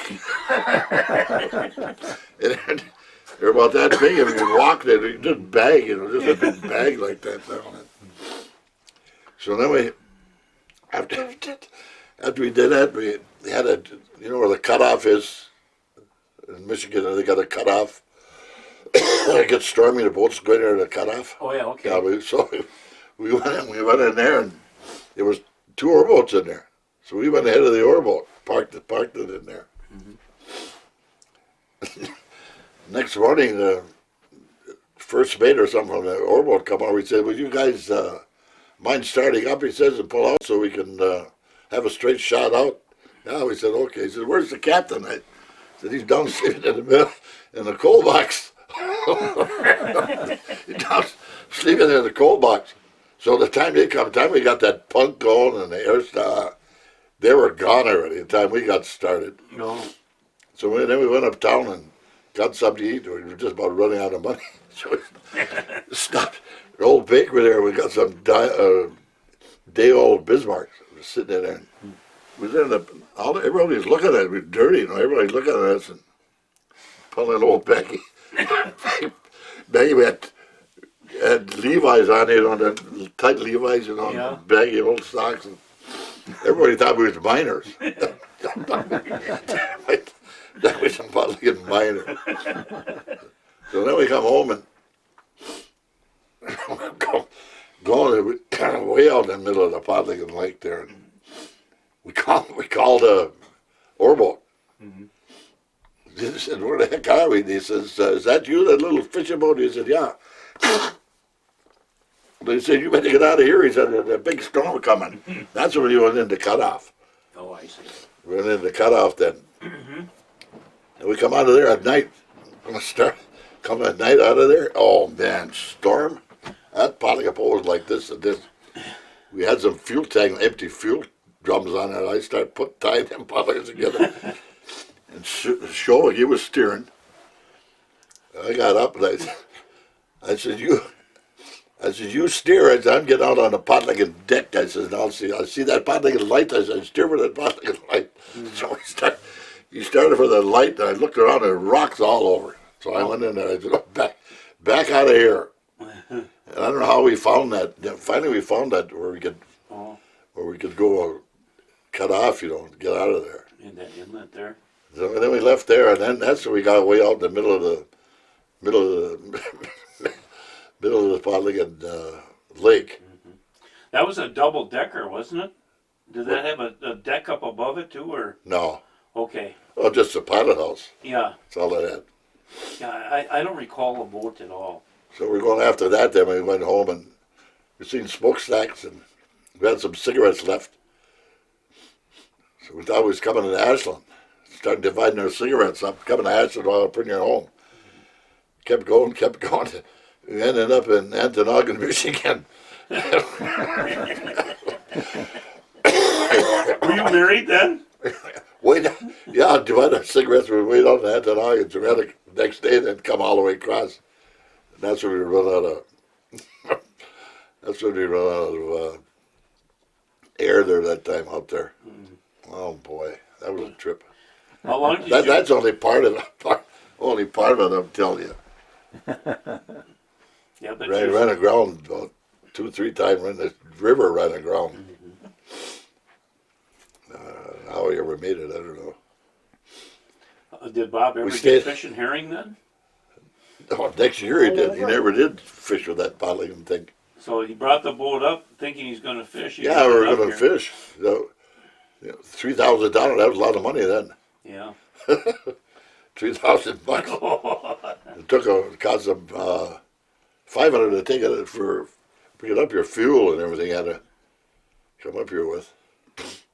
Who financed him? Old Conrad, or No, Bobby was on the lakes and he saved. He had money saved. so No, he was on the lakes with earlier. Yeah, he was on there for a long time. Showick. They both were. Huh? Yeah, they both were, Dad and him. Yeah, That's what Conrad did then, eh? yeah. Yeah. Conrad Showick. Do you remember him pretty good? Not fluently. Yeah. Yeah. I don't either. I remember Lucy. Yeah. I know he liked to drink and stuff. I know he'd come home and get drunk and Yeah. Be drinking for 3 weeks straight. kind of holy. He'd get kind of holy. I guess he was all right. So what did Bob do after he didn't go fishing? He go back on the boats again, or? I know what he did. I don't remember. Remember in the '60s he got in the trucking business. Oh yeah, yeah. Yeah, that's right. Did you work with him then? Yeah, that's when I was in Chicago. He's the one that moved me up here from Chicago. Oh, okay. He come down. What do they have? Christmas trees? No, it wasn't Christmas No, trees. that was Daryl. He was down there for some reason or something anyway. And we had this old place here we bought, paid on it, bought it. And he says, "You want to move home?" He come. We had a big closed cab truck. He pulled in. We loaded every Potligan thing in, and we come. Oh, what year was that anyway? When did you get back? 64. 64. Yeah. 64. So then I worked for him there. When they built the golf course, were you on there when he was No. trucking on the island? So that's just before that. He started on the island. Yeah. Okay. Oh, you was telling me about that deal. He went over. They got a contract. He didn't even have a Potligan truck. He didn't have nothing. He got the contract, so he went down, and some county down there was selling trucks, and he charged them up, and he got that. That's why he got the job. I remember when they built that golf course, that was for Ted Gary back in them days, and Bucky Batan worked Yeah, there, Mickey yeah. Hyde, Yeah, and that bunch were there. And that must have been before. What year was that? I want to say 63, 62, 63, somewhere. Must have been before, just before I come. Yeah, probably was. Eddie Hugo was working for him. Remember Eddie? That's and, what I call the setting bull. I was there and Yeah. Eddie was there. Eddie worked for Eddie, him. yeah. Yeah, I and Eddie. They used to have a few drinks over at the beach club there. And, Yeah. I quit drinking and then oh, Father Shover, he wanted to get me drunk. yeah. Said, you come on in, he said, I'll buy anything you want. Yeah. Anything you want, he said, I'll pay. No? Yeah, Bob was quite a wheeler and dealer, wasn't Yeah, he was. One of a kind, actually. Yeah. So you were you went in the service, then you got out of the service. Let's just take a break. Yeah, we're rolling. Well, we just kind of finished off here with Gina Butterfield DeFoe, and what we're at is we're just kind of like in the classroom there at the old Bellinger Settlement School. From there, pick up the pieces for me, Gina, and kind of tell me what you did with your life from the time you were in grade school to, up to maybe the time you get married, that type of thing. Well, let's see. In a one-room schoolhouse, we never really had classes when we were like 7th or 8th grade. Mm-hmm. I suppose the teacher didn't have time to give us a class, but we would sit there and listen to the first graders. And it's so funny that those little kids, they learned their books by heart. Dick. See Dick. Mm-hmm. See Dick run, and they'd be, reading the book, looking up at the ceiling or whatever. That's what I remember of them little kids. We used to have a picnic at the end of school every year. Mm-hmm. This is grade school. And then I went to high school. And we were all so shy that came from out here. And I remember before I'd go roller skating, I'd bleach my arms, put bleach on them, because I didn't want my friends or the people I knew from school to know that I had to work outside. And there was one kid in my class in school. Now I would call him a bully. Mm-hmm. I won't say a name. He's not living now anyway. But and that was the worst thing to do to me. He would tease you about that then, or? No, everything he ever said was not nice. Oh yeah. Just a jerk of a kid. He was a smart aleck. Mm-hmm.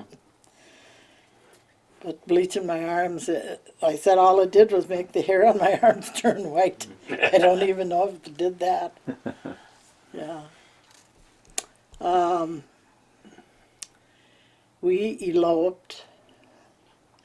The kids know about this, so we might as well put it on record. Yeah. It's not a hidden secret No, anymore. not anymore. Mm-hmm. And we got married in Hurley by a judge. Of course, Marvin had a aunt that was a nun, and she hounded us to get married in the church. Mm-hmm. Sister Corla. So Okay. we eloped on the 16th of April, and we got married in the church on May 6th, What year? 1949. 49. Okay. And I came home, I might as well get this down. I came home from the hospital with my first baby on our first wedding anniversary. Okay. Good. I want people to know. We're not prying. No, And that first child was. Linda. All right. Yeah. Year and a half later was Sally. Mm-hmm. Year and a half later was Debbie. 14 months later it was Mame. Her name is Mary, but Debbie couldn't say it good, so she called her Mame. Mame. about a year and a half later was Terry. And Terry and Marvin must have been about another year and a half. Seems like they're all year and a half. And then between Marvin and Brenda was 2 years. Yeah. And then Brenda and Dina were, I think, a year and a half.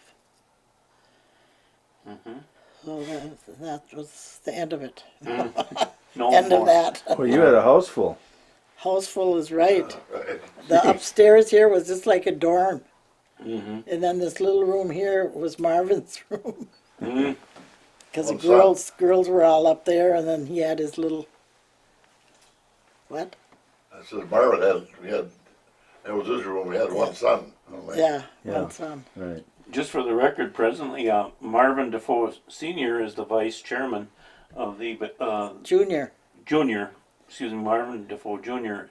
is the vice chairman of the Bad River Band, or the Red Cliff Band of Lake Superior, Chippewa now. So he's doing a nice job for Yeah. them. That's what I'm hearing. I don't know if they're just saying it because I'm his mother, but I don't think they're patronizing you at all. Yeah. I'm working with him on one school project there. Yeah. He does a nice job. He's real articulate, and yeah. he thinks things through. So he's a real sharp kid.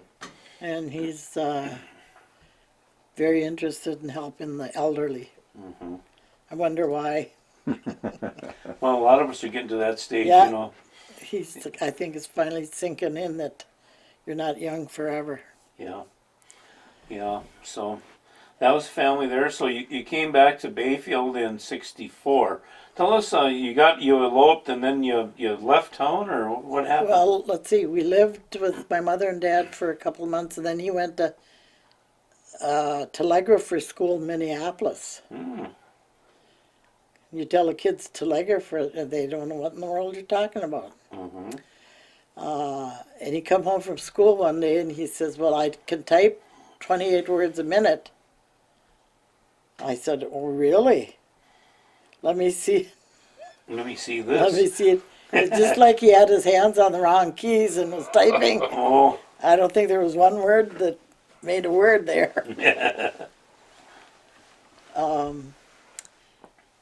Then we had 3 kids down there. We moved back and we lived in. Well, we lived up in. I don't know who lives there now. Who lives up in that house? We Well- always call it Hagen's house. oh, Before you get up the cemetery. Jackie Erickson lived in there. okay. Yeah. On the corner The there. big guy that was got the garage on the one side. Sure. Okay. Yeah. And then we went to Chicago. Linda was. No, we came back when Linda was starting high school. Yeah, And why'd you go to Chicago? for work. Mhm. Couldn't find work around here. And what kind of work was down there? Did you both work? No, I didn't. You had enough to do. I had nothing to do.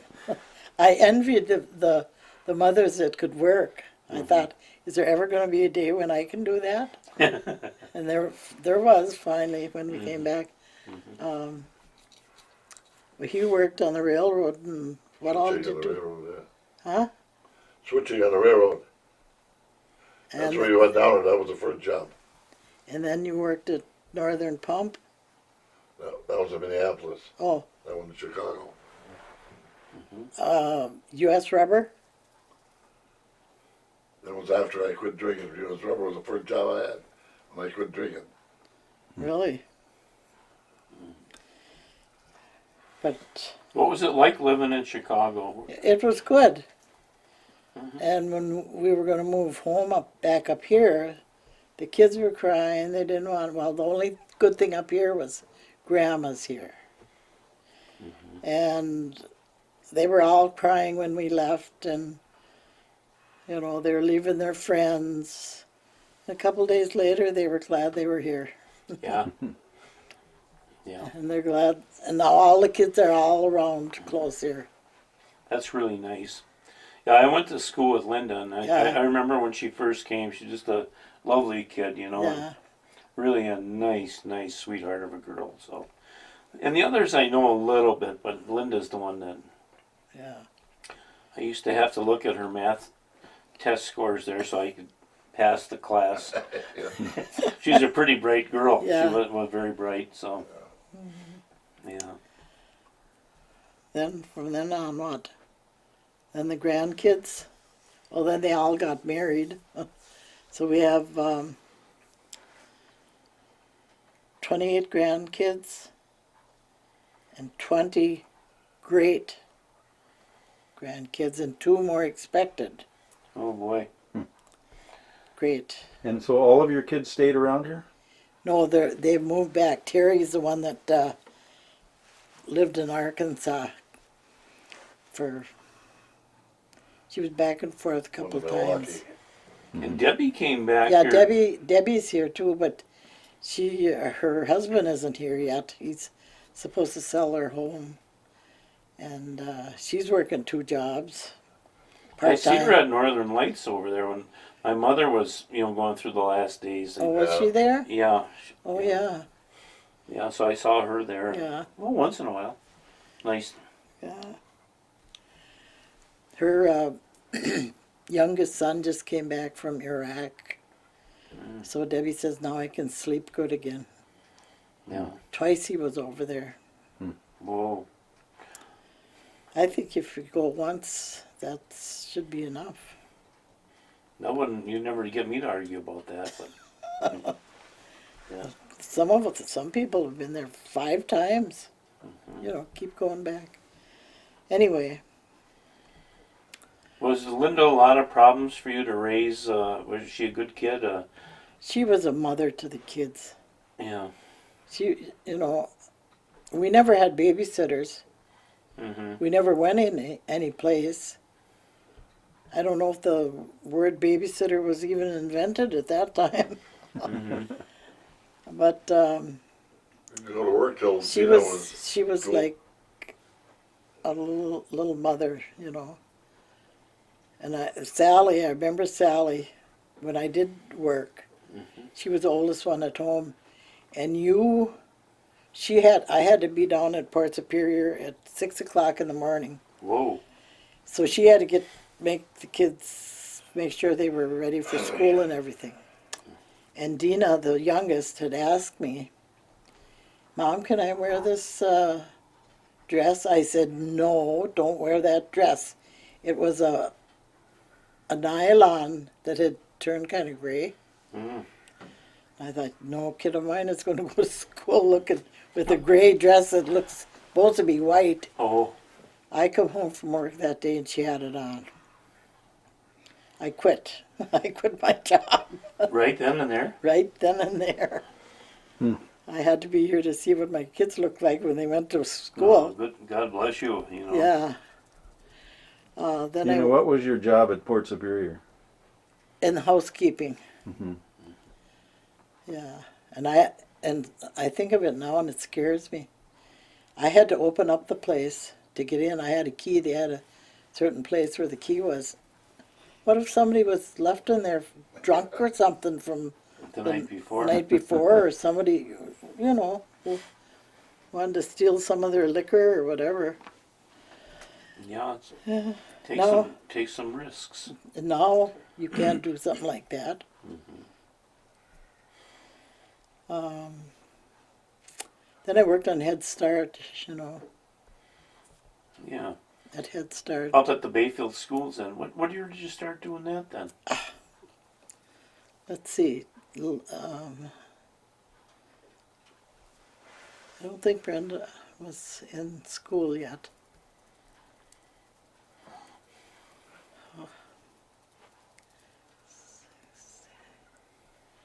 Well, see, I worked over at Red Cliff and Head Start, and I worked at the with Norma Chapey then at the library. Yeah. But there was 3 groups of Head Start. One there, the Presbyterian Church, and where was the other one? I can't think where it was. Did they have it one time in the church? In the Presbyterian Church. Presbyterian church, Yeah. they had it. And the library. And where was the other one? I can't remember. Can you tell the folks what Head Start was? You know, I know what it is, but Well, a Head Start. for children. Yeah, for kids that aren't ready for kindergarten yet. It's just, but now they even take babies. We have great grandchildren that go to school and they're 2 years old or younger than that, and they're learning all these itsy bitsy spider went up the fall. Yeah. All of those things. Social skills. Yeah, all of that stuff. Yeah, Is that good, do you think, or I think it is. you're an old pro in that field? So. Yeah. Well, for the people that have it like that now, early childhood center that is before Head Start. So they get them used to being out of the house, being away from mom, being able to play with each other and share things and Learn to yeah. a few social skills And like then they're learning Chippewa words. And those little kids,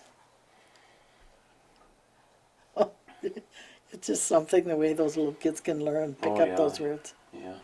So you did that for a number of years? or- Yeah, I don't know how many years. Let's see.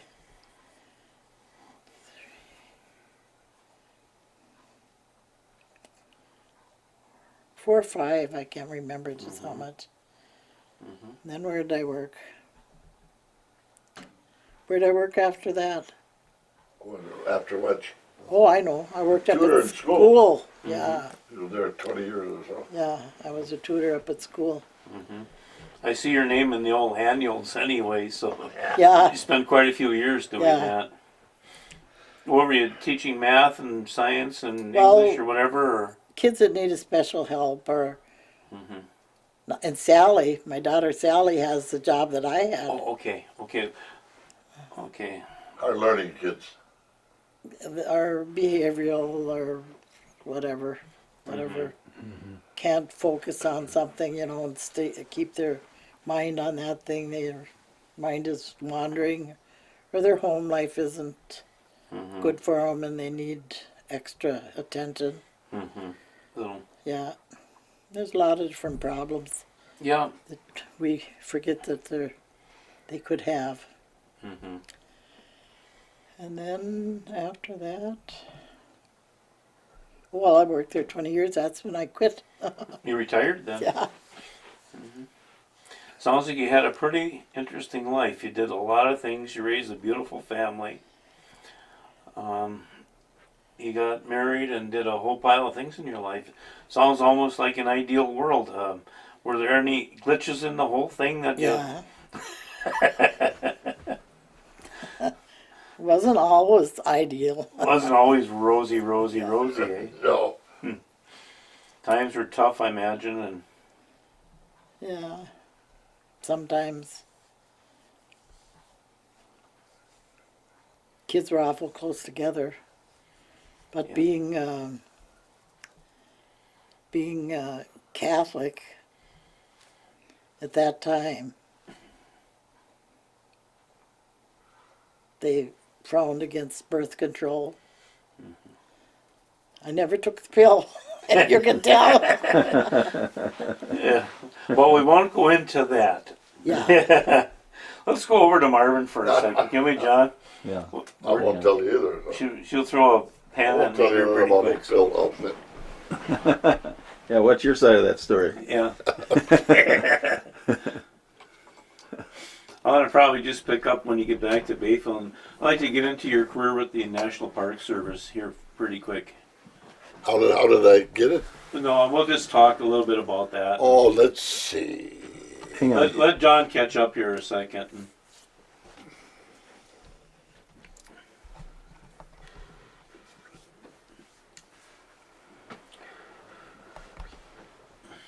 Okay.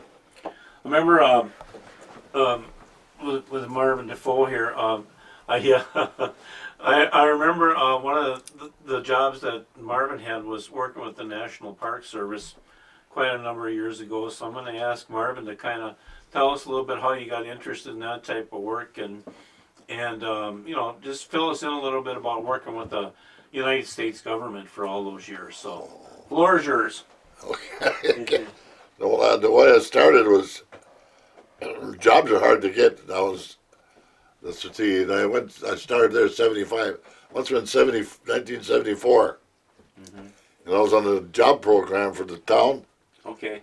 And they had me cutting the side road all the way from Frankie McCutcheon's all the way to the corner here. Okay. And I was doing that. And in the meantime, I heard they was hiring, so I went down and I put an application. And I just got down the corner and they called me. Finished that thing, and I just got.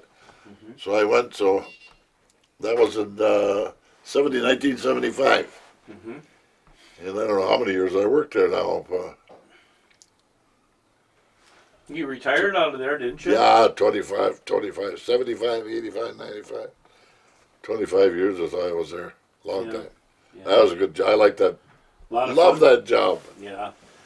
You had good guys to work with there. Oh, yeah. I remember you had Bobby Van de Vender. Yeah, different thing to do every day. You know, you never did the same thing. Yeah. Did something new every time. That was a good job. We'd go an hour early just to BS, have coffee and BS, and sure. Get our work schedules. And What were you maintenance? Maintenance. Maintenance. Okay. Yeah. Yeah, I took care of Sand Bay out there for, I don't know, 10 years. I must have did that. Then they started that in Royce Point. Okay. So then they moved me out of there and moved me down Royce Point. Then I worked the islands, all the islands. Everywhere, right? All over all the islands, yeah. What'd you do? You do some of the dock work? Yeah, dock work, build docks, carpentry, painting, lots of painting. Yeah. Painting, garbage, everything. Everything is maintenance. Mow grass, mow lawns, mow them out the islands, mow all that. You run boats and stuff too? Wash windows. Yeah, I could wash. Yeah. I could run the boat. I had a license for a boat, but I didn't really like it. I didn't like. One time I went for a while there. When I was at Sand Bay, the one that took care of the Sand Bay had to go over and take care of Raspberry. Oh, okay. And I had to take my own boat. I and Myron Loman. Oh, okay. He'd take one time, I'd take another. So I went over there with the boat, Raspberry, and I'm up there, and I looked, and I seen fog coming. Fog coming, you know, there's a blanket of it started coming, and I said, I'm getting out of here. So I got out of it anyway, but I didn't like that fog. Who was the park superintendent when you first got here? Was that Miller, or who was your first boss? Was that Pat Miller, or? No, it's the other one. Who was the other one? Before Miller took, the guy that started it. Bromberg? Bromberg. Yeah. Bromberg started it first, No. and then Miller come. Yeah, Bromberg was here. You were at the They had at the startup of it. Yeah, they had a work program, but like I said, there was no work, so they had this work program, and man, I don't know how many guys they did have. I had about 10, 12 guys over on Sand Island, staying in that big lodge here on the West Bay Club? on the west side there. We stayed in there. Yeah. We was over there when that Fitzgerald went down. Oh, was that right? That night? Before that, we built a dock, and you got all that backseat come in there and took that dock out of there. The Fitzgerald went down that time. Boy, that's something else. Yeah, that Yeah, storm. that was a storm. Yeah. Man. So you built the dock at West Bay Club over there, Yeah. and build trails and stuff like that too, or? No, we were cutting. Peters or somebody went in there and cut the big virgin trees. Yeah. And when they'd cut them, the tops would be up pretty 20 feet in the air. They'd slice and take the log what they wanted. All the top would all be all over there, way up in the air. So he was in there cutting them and laying them on the ground so they rot. Oh, I see. Okay. So That that's, was one of the first jobs you had then there? yeah, that was one of the first jobs. So you had Yeah. a chainsaw. Who was with you on that expedition? Was Vandevender there and them guys, or? Let's see. No, Van Manner wasn't on my job. He was working with carpentry, I think. He wasn't with me. Lyle Roy was there. Lionel, yeah. God, I miss Lionel. Lyle, Sammy Nawago was Sam there. was there too? Sammy Nawago. Oh, God. That'd be Uh, a rare treat. yeah, Sammy Nawago.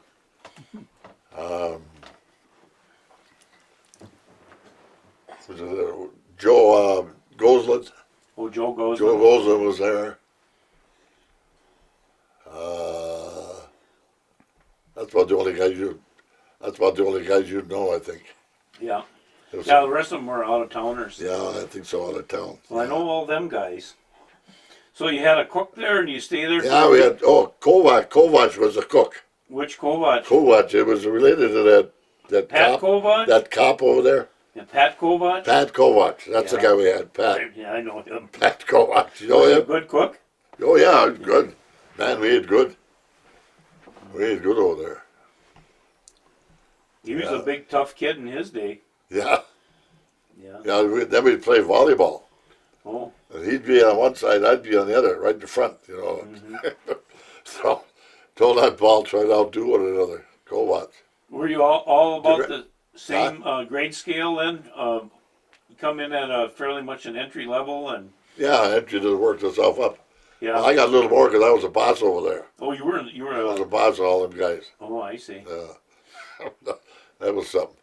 I had, I don't know how many crews, 3, 4 crews I had, and two guys with a power saw. And I'd be out there trying to keep them going. Well, yeah, that's tough work. So if I'd hear their saw quit, I'd go over and look, you know. And sometimes I'd catch them leaning up against a tree, and they'd have the saw going and had it rigged up like a rudder with their foot. Oh, And if they were sitting there, and the saw wasn't ready, I'd go over and feel the saw and see how warm the saw was, you know. that was a good bunch. Oh yeah, that was after that it went downhill at Park. The first bunch we had in there, that was it. Yeah. That was I just like yeah. I remember Stan Brissett and those guys working there. You must have worked a little bit with Yeah, Stan. Stanley was. Yeah, he worked on trails. It's a little different than we were. Yeah. Were you there when Youngby Perry started up there? Yeah, he worked. You mean got us with Over with Susie there now. Dum Dum. Yeah, Dum Dum working with Kelly. Yeah, yeah. I just like to work with Kelly. Yeah, I worked with Kelly. Oh, Rick too. Rick. Yeah. Yeah, you I probably see knew him. tons of guys come and go there. Oh yeah, man. I don't. It's hard to remember. So many people. Yeah. You're talking about one of your projects was to take the Fresnel light down from Fresno. Yeah. Fresnel. Fresnel lights. Yeah. Tell us a little bit about that when you moved that light from Devil's Island, No. or from Raspberry. No, somebody took them. Took their when the Coast Guard was there. At They Devil- took all the lens out. Yeah. And they had it stored someplace. I don't know, out in Michigan or someplace anyway. And it all come up here. All that. I don't know. Yeah, the Coast Guard gave it back. That's what it was. So they had to get it from here. You had to get it out there, and there was I don't know how many crates, all packed in crates, wooden crates, and we had a guy come up from California, supposed to be an expert on Fresnel, take all the stuff out. He went through the whole thing, and we polished them and got them ready. And then they had, when we got that all done, they had the big Chinook helicopter come in. Oh. These guys start out east, and all the government things where they got work to do for a helicopter, they stop on their way up. So finally they stopped here, and they took that out of there. Took that. Yeah, it was at 4.5. They landed at 4.5. So we trucked everything over there and loaded it. Landed out there right by the lighthouse and unloaded. And they started hoisting them those lights up there. Mhm. Let's see. Oh yeah, and I got to sit right in the co-pilot seat. Did you? They let me sit there, coming right down over right down over the water. They give me earphones and everything. I could hear everything that was going on. Come right down over the water. You think you're going to hit it. So then we come by on the water all the way by fore and aft. He pulled in by fore and aft. He was going to land. Nah, he said, I'm going to take you guys for a ride. So he took off from there and he went up around the orchards, all the way around the orchards, and then he come back and landed. That was good. There's more paddling and buttons on that thing and the panels, you know. Sure. Well, the two, they had a pilot and co-pilot, but I was sitting in between them, where my chair was. So you retired from the park what year? She was born, I don't know what year it was. Started in 75, I know when I started. I retired twice. Oh, you did. It could once they had a party, and then the boss there wanted me to go back. So I went back and I and Lionel worked together. Were you like 62 when you quit the first time, or? No, 65? I was 65. Oh. I was 65, and then I went back up. Probably was 67 or so when I quit. Were they? Yeah, I think so. 67 or so after I quit. After I went back. Yeah, that whole group that you worked with there now, Lionel and all those guys are all gone, aren't they? Yeah. No more. Yeah, Lionel was a good guy. That was a good group. Yeah. That was a good group. You know, it's not like that anymore. No, it's they have a different personality than you Yeah, guys did. different is different thing. Yeah. So you've been retired since, and what do you do now? What are you keeping yourself busy with? Some gardening and books and. I don't garden much anymore. Yeah. I had to give that up. I got a little one behind my garage. I had all this garden. We had gardens all over here. Yeah. Can everything, and she did a lot of canning. You still can, yeah. We used to have strawberries, raspberries, and I can't stand we had everything, but Tippy. Oh, can't do it anymore. John, do you have any questions or something? And He does carving. wood carving. Oh yeah. Yeah, I do. Well, wood carve. I've been this since I quit drinking. Oh, So this is my. show us one of your products there, would you? Oh, I got them all. I got a whole box of them over there. Oh, okay. Over on the table there. Oh, I see. Okay. These are some little stuff I did years ago, Oh, I see. and I bring them in here and I'm reworking them, just trying to rework them so I can make them better. No, okay. You know, because I was a lot better than I was then. Yeah. I think I am. Feathers, Oh, I see. cross on there. Show that to me. Yeah. Yeah, that's interesting. So what kind of wood is that? That's cedar. Uh-huh. Cross is walnut. So I see you embed. Yeah, okay. And the significance is an eagle feather. Yeah. Yeah. For the people that don't know that, I think it's symbolic with the native religion or spiritualism anyway. And then the cross is probably representative. They both of go the together. They both go together. Yeah, the crosses of the Catholic faith. Yeah, they both go together. Are you guys pretty native spiritual? I know that Marvin is. I'm not. No. Marvin is really into that. Before I forget, though, I got to tell you how the carving come. Mm-hmm. Okay, I quit drinking, Mm-hmm. and I had to have something to keep me going, to keep me busy, doing some kind of hobby. And the kids brought home from school. They were a little Japanese set, little Japanese set. They brought home. Yeah. And I had them in my old garage, and I went out there one day and I picked them up and I started, and that was the start of it. And that's been, I don't know how many years ago. You've been hooked ever since, eh? I see you've got quite, like. This one I made when I was 60. 60 Oh, years old. That's when I was at the park that's yet. really neat, actually. Yeah, That's really great. that's my clan. Oh, the sturgeon clan. Sturgeon, my clan. Hers over there is a caribou. Oh, that's the caribou clan you guys are with then. Well, the guy that,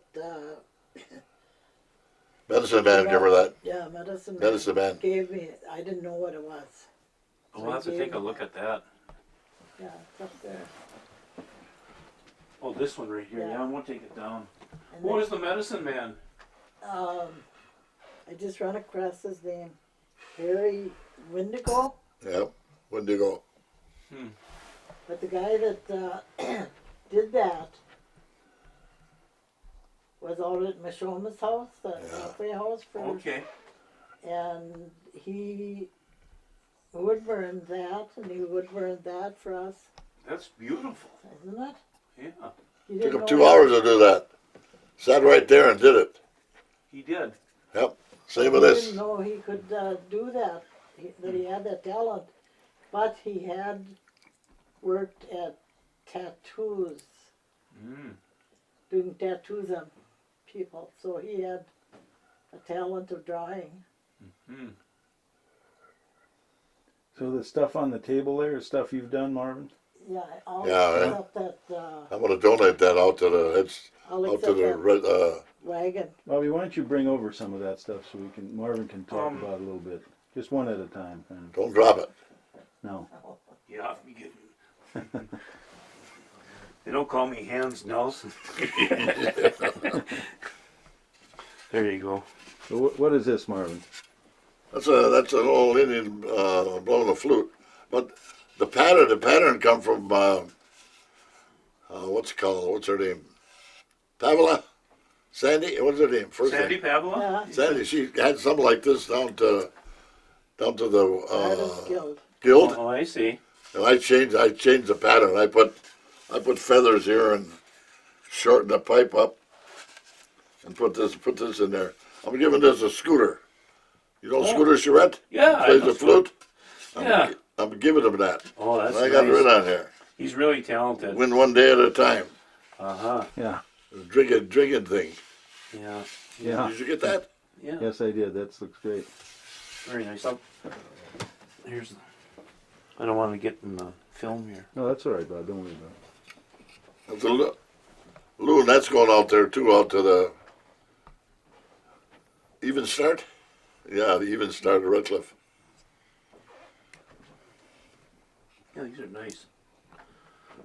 Yeah, that's great for kids to see that. Oh yeah. They'll get a kick out of And that. this one, you know about that? Hare and a rabbit. Yeah. That's really cool. Hare See that? and a rabbit. That's a race. Just keep holding it there. I got to get in focus. Okay.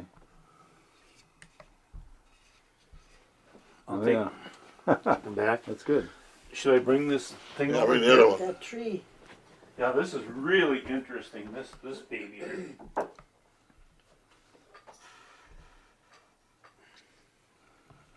I make sure I got it good. I'll drop this. I'll get thrown right out of the house. That's going out there. That's going out there too. Uh huh. Look at that. I got these birds I made. I don't know how many years ago. And I put them through all the stuff in a box and I just rework it. I figured instead of throwing it away, I'll use it for give here the beaver, turtle. So what's up in the nest there? Two little birds. Don't ask me what time they're extinct now. Oh, yeah. Yeah. Passenger pigeons. There's a corn. Carved all that. Is that all symbolic of native? Yeah, corn is, yeah. Yeah, and I know the turtle and the Beaver, Yeah. fish, Clans. clans. Yeah, little, supposed to be the a little loon loon. clan. It looks something like a little loon. Let me see that base. What's that? What you want? What's at the base there? Yeah, yeah. Yeah, the what arrowhead. No, the arrowheads. Arrowhead's the base, and then on the various animals on the base represent clans, Yeah, they're all fish. right? Turtle clan. A mick, A mick. loon, Uh huh. Yeah, these used to be around here, but they stink. Yeah. There, John? Yep. Thank you. Yeah, that's really cool. This is really nice. Yeah, let's This go should be a Bayfield schools. It's that nice. Let's go out there. Don't you think? Well, we got great grandkids out there. Oh, I see, yeah. Anything else you want? I give what I had up there. It was full of Santa Clauses. Oh, Kids, I give them all Christmas time. I let them take what they wanted. uh-huh. So you got some projects I got going. I got some more boxes over there. Oh, here. Your hands are full. I've been doing that. Here, John. Not This a is little, crazy. There's just a ton of Oh, my them God. here. not the little, Take your time there. not these. I just.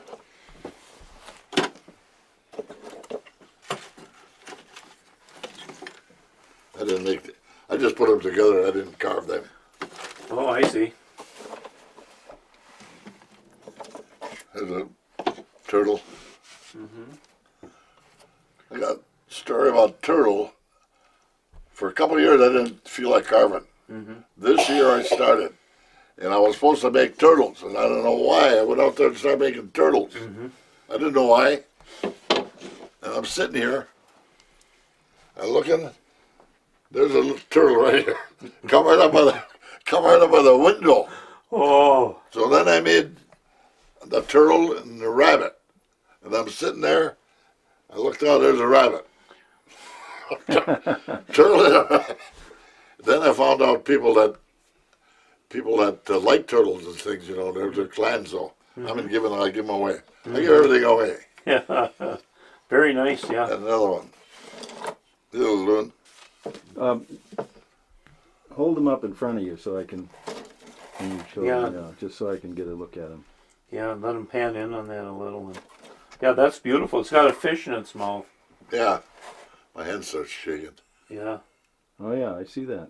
Yeah, that's great. So it's telling a story too. Your work tells a story. Big story. Yeah. One guy says, do you ever make any money doing that? I said, yeah, I made all kinds. I made thousands and thousands of dollars. Do you know, instead of drinking, I'm here carving. So I saved thousands of dollars. That's right. How long did it take you to get that good at it though? Did it kind of like come quick or? I've been doing that for, I don't know, no, a little bit at a time. I can make like axe handles and stuff like that, but I don't think I could ever make anything nice. You know? You can if you try. Yeah. You can. Everything's made out of cedar? No. Some pine, whatever I get. Yeah. Feathers of cedar, because Marvin had cedar from Oh, I the see. canoes left over. Okay. So I made a whole bunch of them. I'm giving them away. Priests all got one. Sister got one. That I got for another one. Teaches catechism in school. Church, I mean. Are you involved in the?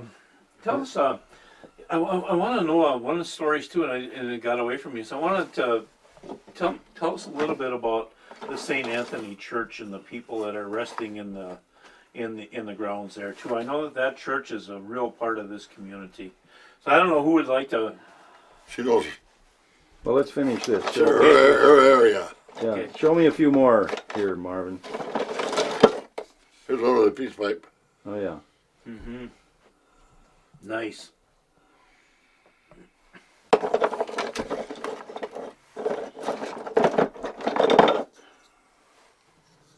There's one all painted up. Name painted up. Oh. Turtle. Turtle. Oh yeah. This is cool. Did you make that pine cone too, or The what? see that pine cone in there? I figure you're gonna be like Bob Shobik and tell me you did make I'd that. Or be something. that, I'd be that good to make pine cones. Yeah, I was gonna say, geez, you're pretty talented. You make a pine Give cone. this to him and tell him to explain that.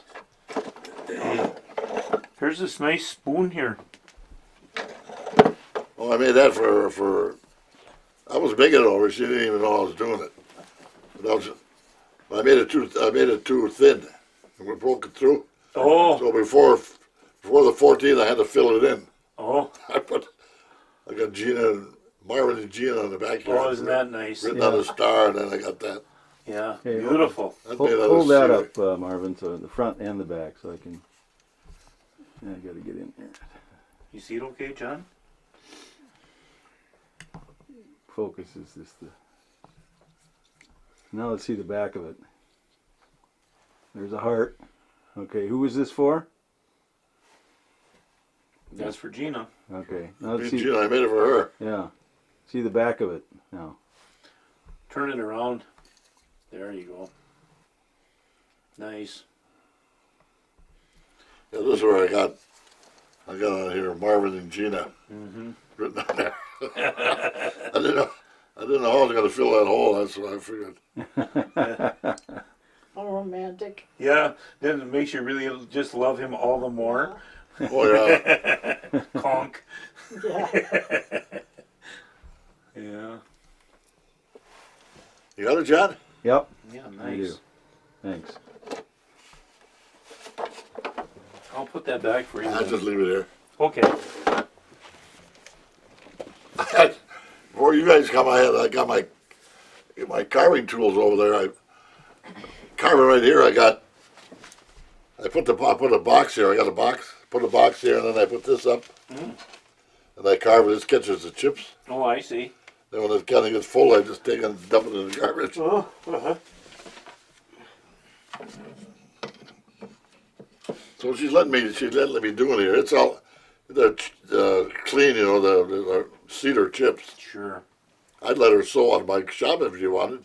She'd maybe let me sew it on. She'd maybe let me let me carve inside.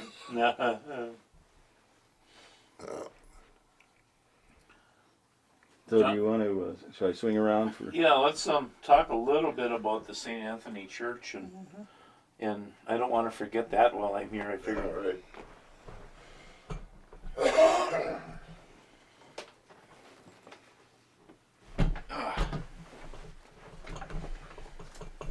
That's about the way it goes. Is I'll get talking, then I'll forget about some things. Get Then I'll off say, track, yeah.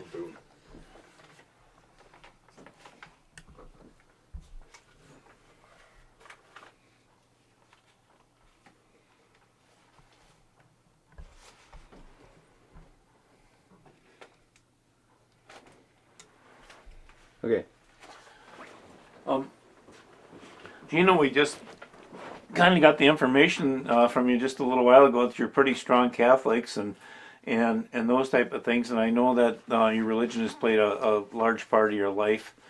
I know that Sally and Rogers are pretty very strong Catholic and stuff like that, and I think it all started probably in this little community out here with the St. Anthony's Church. So what I'd like you to do is just if you would be so kind as to tell us a little bit about the history of the church and the people and what some of your remembrances of that special place in your life.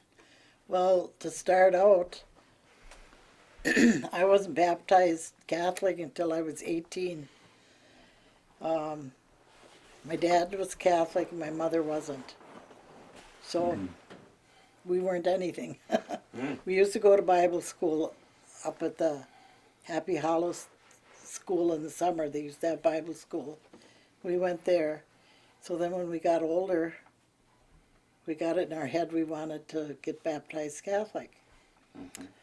So then I'm thinking, how are they going to, we're not babies, how are they going to hold us to pour water?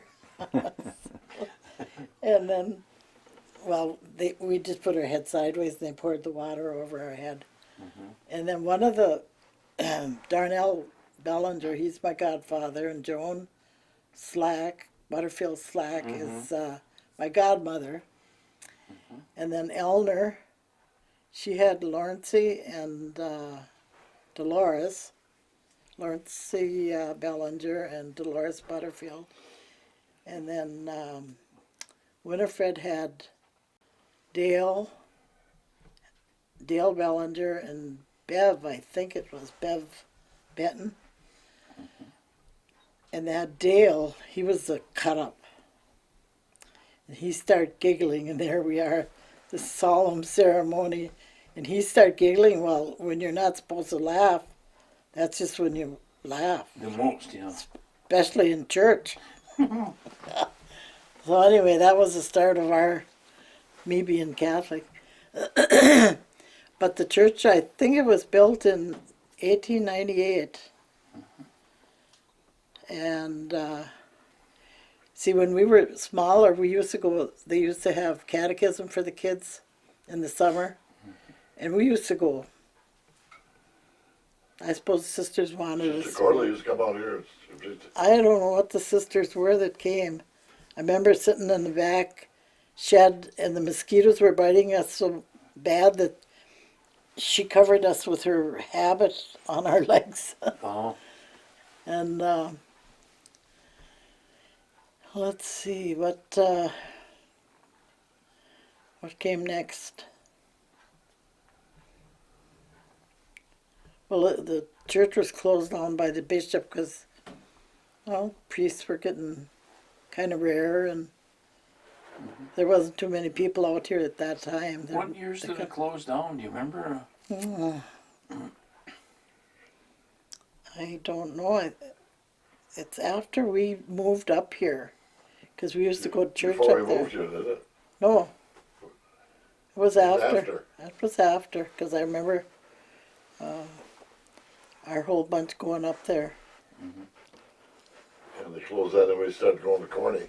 Yeah, Oh, would you go to the Russian Orthodox then, or? No, the Catholic Church. there's a little okay. Catholic church up there. Who are some of your fellow worshipers here? You know, at that attended that church with you.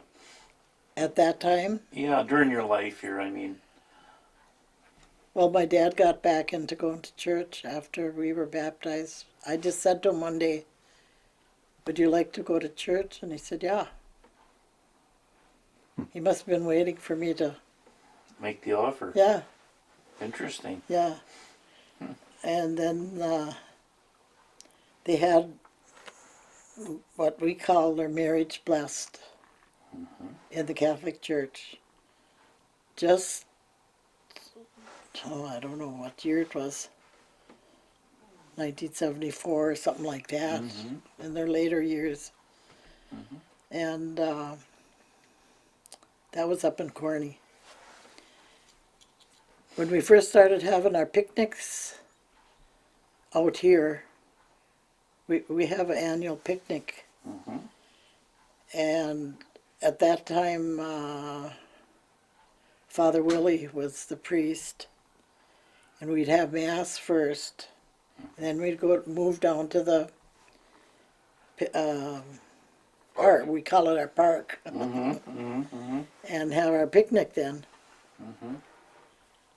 And then I know the first picnic we had over 300 people come.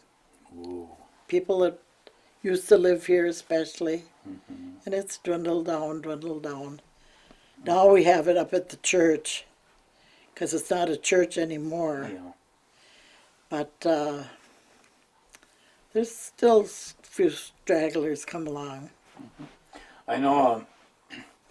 When I worked with the state of Wisconsin, there, one of our fun projects we had was, we did the roof and did a lot of cleanup, Yeah. and I spent quite a bit of time working at St. Anthony's Yeah. there. So I know it's a special. Yeah, you were up there one. Yeah. You were up there one time. Yeah. Has that ever been made a National Historic Site or anything No. like that? That's something that should happen, actually. They did, the young people around here did, what did they put on? They put wood, not paneling, but strips of wood inside. Huh? What did they do on the inside? They put wood. They didn't put what does Lauren do? What kind of work does he do? Drywalling, not that okay. kind of stuff. It's wood. Yeah, but it's wainscot. Yeah, something wainscot. like that. Okay. Inside. And it needs painting and stuff now on the Ceiling outside. panel, ceiling wood like this. Yeah. So it's not used at all? then anymore? Not for church. It can be used for the Cadet family have their Christmas party there, usually, and we have that picnic there because we have electricity in Weddings, it. had some weddings there. Yeah, there was a few weddings. Linda and Tom were married up there. It was still, must have still been a church. I don't know. Of course, we're using the cemetery in the back now. We have reservations where we're going to Oh, be. so you have a plot up there? Yeah, So you guys will be buried out here in, Yeah. in Bellinger settlement.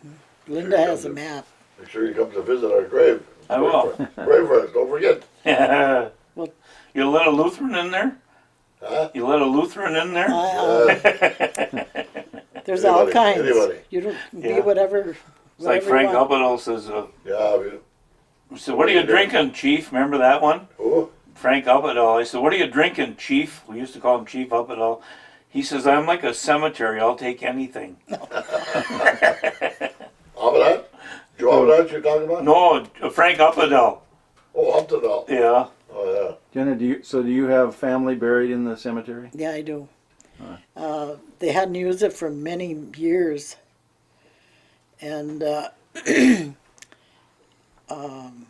Lizzie Vander Butterfield was the first one buried there after her husband. He died in 1940, and I think Lizzie died in 74. But, and then we had NYC kids come out and they brushed it out. It was growing up to brush, you know. And so then, from then on, there's been, well, my mother and dad are there.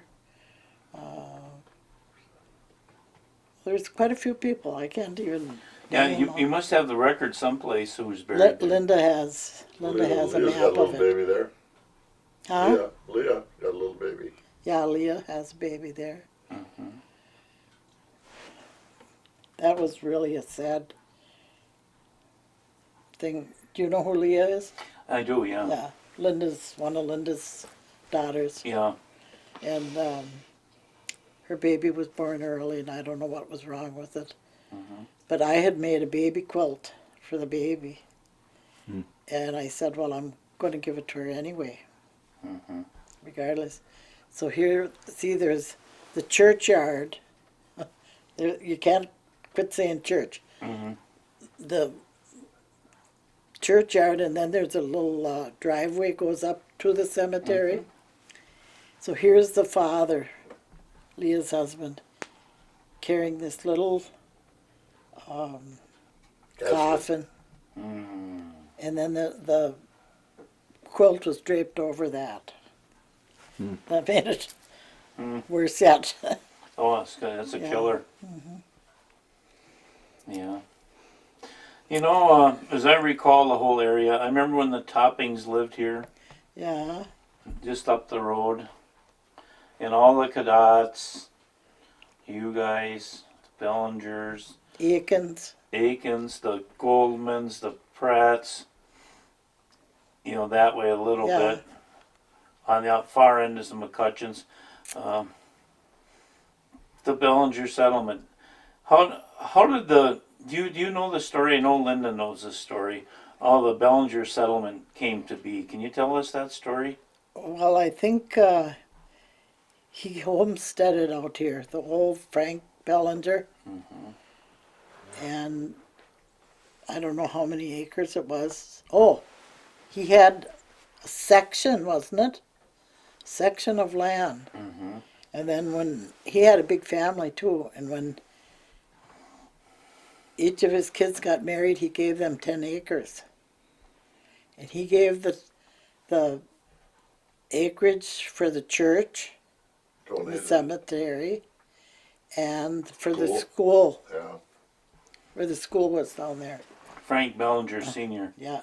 I see his name in Bayfield schools in 1871 That might as a have, younger kid. would that be him or his son? I'm not sure. I know when the Treaty of 1854 was signed, some people went to Red Cliff, and then some went to Bad River, and then some of the natives wound up out here Yeah. too. Right. Can you fill me in on that a little bit? That was a pretty sensitive period in time where the natives in Red Cliff, if I recall right, and tell me if I'm wrong, where if you were married to a white woman or vice versa, were you kind of like asked to leave the Red Cliff Drive or something, or maybe that's not true. I'm not sure. I don't think, in that case, I don't think it was, because I Okay. think she was, the missus was Native American. Oh, she was. Yeah, Okay. Well, anyway, it's been a real interesting yeah. settlement out And here. the people that would know the answers to all of these things are Because gone. we got to get that from Linda and Tommy if we interview them. Yeah. Because Linda's got that story down straight On what? on how the Bellinger settlement came to be and why so many Native people are out here. When Frank Bellinger himself was a Frenchman, I think, wasn't he? Well, he looked like he was. Of course, I don't know if they looked much different than each other. Yeah. They were Probably intermixed funny, so much. Yeah. We'll have to get that from Linda. She knows the Yeah. story. Yeah. But that's really interesting to me. That's real history right That's there. way, years, yeah, That was before our times. yeah. But sometimes they be saying about this, that's real history. There was an old codger lived out there on section Yeah, right, the 1. old bootlegger lived out here Yeah, 100 years ago. yeah. Spent his later days carving wood carvings. There's one of them there now. Yeah. Yeah.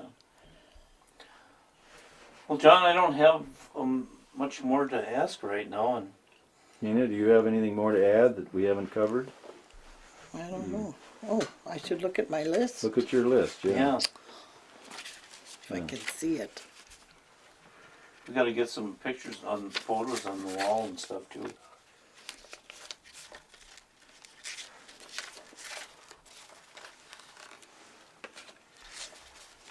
I probably, let's see.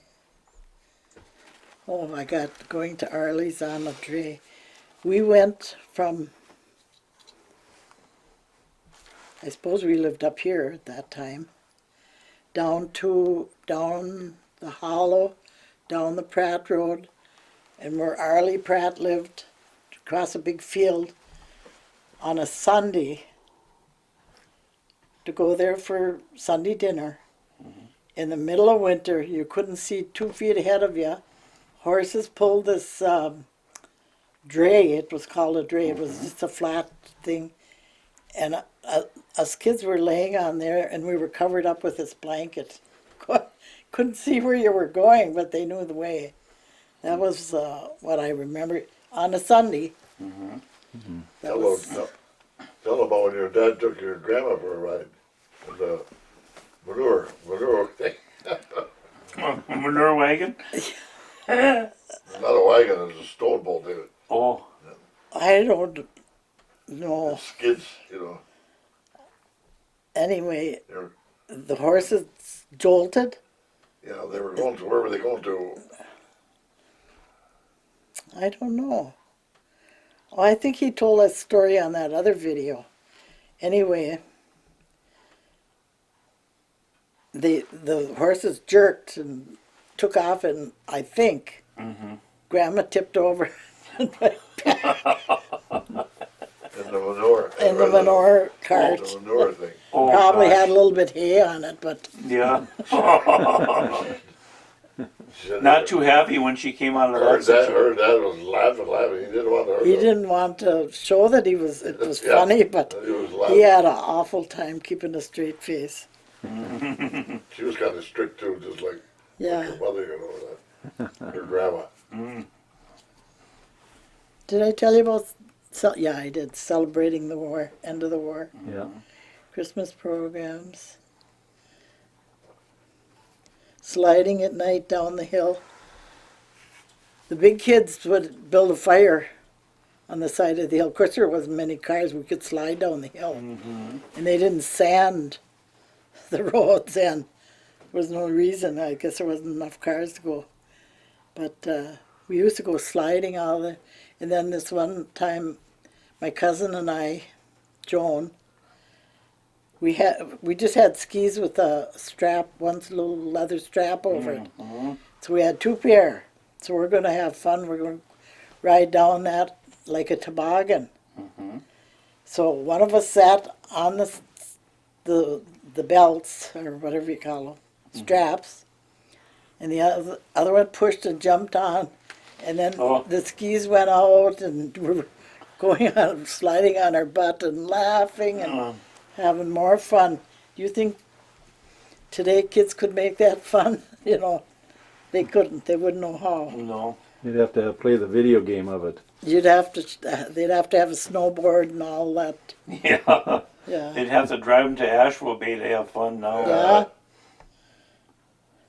Funny how that's changed, eh, Marv? Even when I was a kid, we used to slide on Cooper Hill. I was thinking about, Yeah. when I was a kid, old Joe Lamore had a toboggan. Yeah. Yeah. T-bar up there, you know.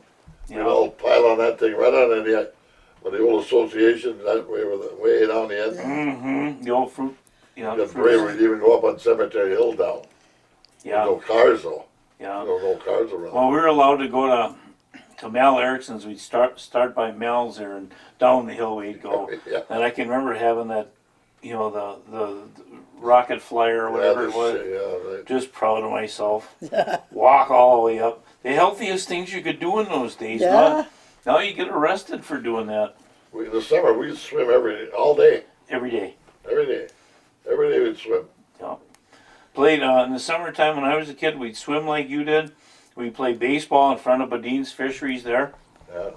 Right there, and then at the end of the day, we go over to the A&W and have a 20-cent hot dog Yeah. and a nickel root beer. Yeah.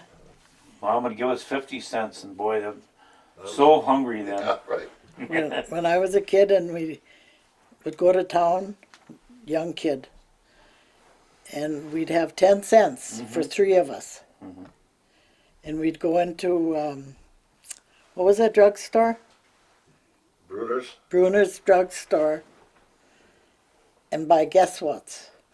Guess what's it? You'd get a little prize, and you'd get a Taffy kisses like yeah, they like a, yeah, kiss. wrapped in paper. But we wanted the prizes more than anything. Oh, But 3, they must have been penny guess what? when you're growing up, was your mother like a really good cook and stuff like that? Man. What type of Oh, food man. did you eat when you were kids? Well, we raised our own food. Every Sunday, almost every Sunday, we'd have chicken. My dad would go out, hang up the chicken, or chop his head off, and then that chicken would bounce around without a head. Did Yeah. you ever see a chicken do that? No. Yeah, I did. No? You did. Yeah. Or he'd stick it, I suppose the Things in their veins. mouth down. Huh? Oh, is that what he did? Yeah. And then they'd flop around there for it, and then you had to scald them, and oh, that smell. And we went to Iowa one time because that's where my grandma's folks were from, or originated. And we went visiting different people that we knew down there. So went for supper. We had chicken. Went to the next house. We had chicken. But that was the big meal. That was a good. You couldn't go out and kill a pig for one night's supper. Yeah, You didn't have a way to keep it. Next house, chicken.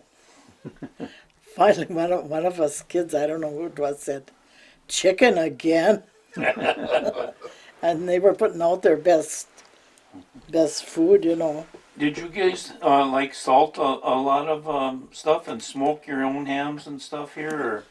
I think my grandpa did here. He had a root cellar way up in the woods. Yeah, yeah. Smokehouse out here. Oh yeah, they did too. Smokehouse, yeah. Yeah, when we moved here, there was all So you'd have real hams, real smoked hams, the best you could ever Well, get. I don't. She, Probably my dad and them. That we didn't that's ourselves. that. You should hear him storytelling. Or Grandpa. Oh Yeah. man, you stay here all afternoon. And into the night. And You really go- interesting about all the old days. Oh, you, yeah. You sit right here, and you had a kidney chair that sat there. When you come to visit, you'd sit there, and he'd start talking to you and tell you stories. You fall asleep, you wake up, he'd still be telling you stories. Oh man, and make it interesting. You could hear it. And Really your like mother the and movie. dad, your mom, did she do a lot of canning and stuff Oh, too? yeah. Did you have wood stoves in those days, or any Yeah. no electric ranges like nowadays, or No, wood stove, wood cook stove, and a wood heater stove. Yeah, and then she used to heat the water for wash day in a big, they call it a boiler. It was kind of an oval shaped thing. So I don't know if it was enough for washing. Well, she rubbed by hand too for a while. Yeah. had a scrub board? Yeah. Did you guys have electricity out here in the earliest times? Or? See, that's a little bit later too. A lot of people don't realize that. Yeah, right. Kerosene lights here, and Yeah. Yeah. First time we got electricity was, we call it our new house, where Linda lives right now. My mother and dad built that house. And then they had electrician come out and put electricity in. And then we must have had, the water we got came from across the road up on a side hill from a spring. And they must have dug Yeah, under the road Under the road, yeah. all the way, but we only had cold water at that time. But running, when we moved here, all we had was, no, we didn't have cold water, we had pump. Hand pump. Yeah, but then when we got the cold water into the house, it was only cold water. We were happy to have cold that water. was a big deal. Man, that Give me was- anything. Yeah, Yeah. Yeah, I don't think that it was Roosevelt that got the REA going here in about 42 or 44. So I would imagine that's when you guys started getting electricity out here. It was in the 40s. well, I remember in high school I would heat the irons on the stove, those old Yeah, irons, the whole irons. to press my skirts and sweaters and What year did you get out of school? 48. Class of 48 then, okay. That's when I got out of the service, 48. When we'd have to go after the cows, and we'd have to go in the morning and at night. And we'd go barefoot. We went barefooted all the time. If our feet got too cold, you know how we warmed them up? Stepped in a cow pie. Oh boy. Warmed your feet. I'll bet you're right now. Tell that. But then you had to come home and put them in ice in cold water. We had to Clean them heat up it, before yeah. your mom let you in the house. Yeah. Tell that story when I asked you to marry me. Tell that story. I can't tell stories like that. You tell it. Let's swing back to Marvin. What do you think, John? Okay. Yeah, because I got about 12 minutes left here. This is a good Yeah, story. yeah. She was. Just Well, a I second. first met her. She was. Hang on. Got to do the adjustment here.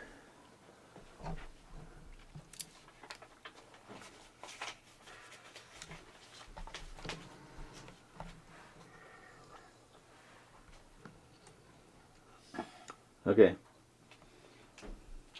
Tell us the story about how you met your wife and your Oh, marriage. yeah, when I first met her, she was 13. I was 15. We both belonged to 4-H. Okay. So we were going up to had the fair. So we had to bring our produce up, and they judge it up there. That's I met her on the bus. That's about all I remember about that. let's see. Well, I didn't start going there again until after I got out of the service. I started going together. Then I asked her if we should get married. I asked her to get married. She said, I'll tell you what. She said, if you can, said in 1 year, if you can save $100, and we'll get married in 1 year and give me.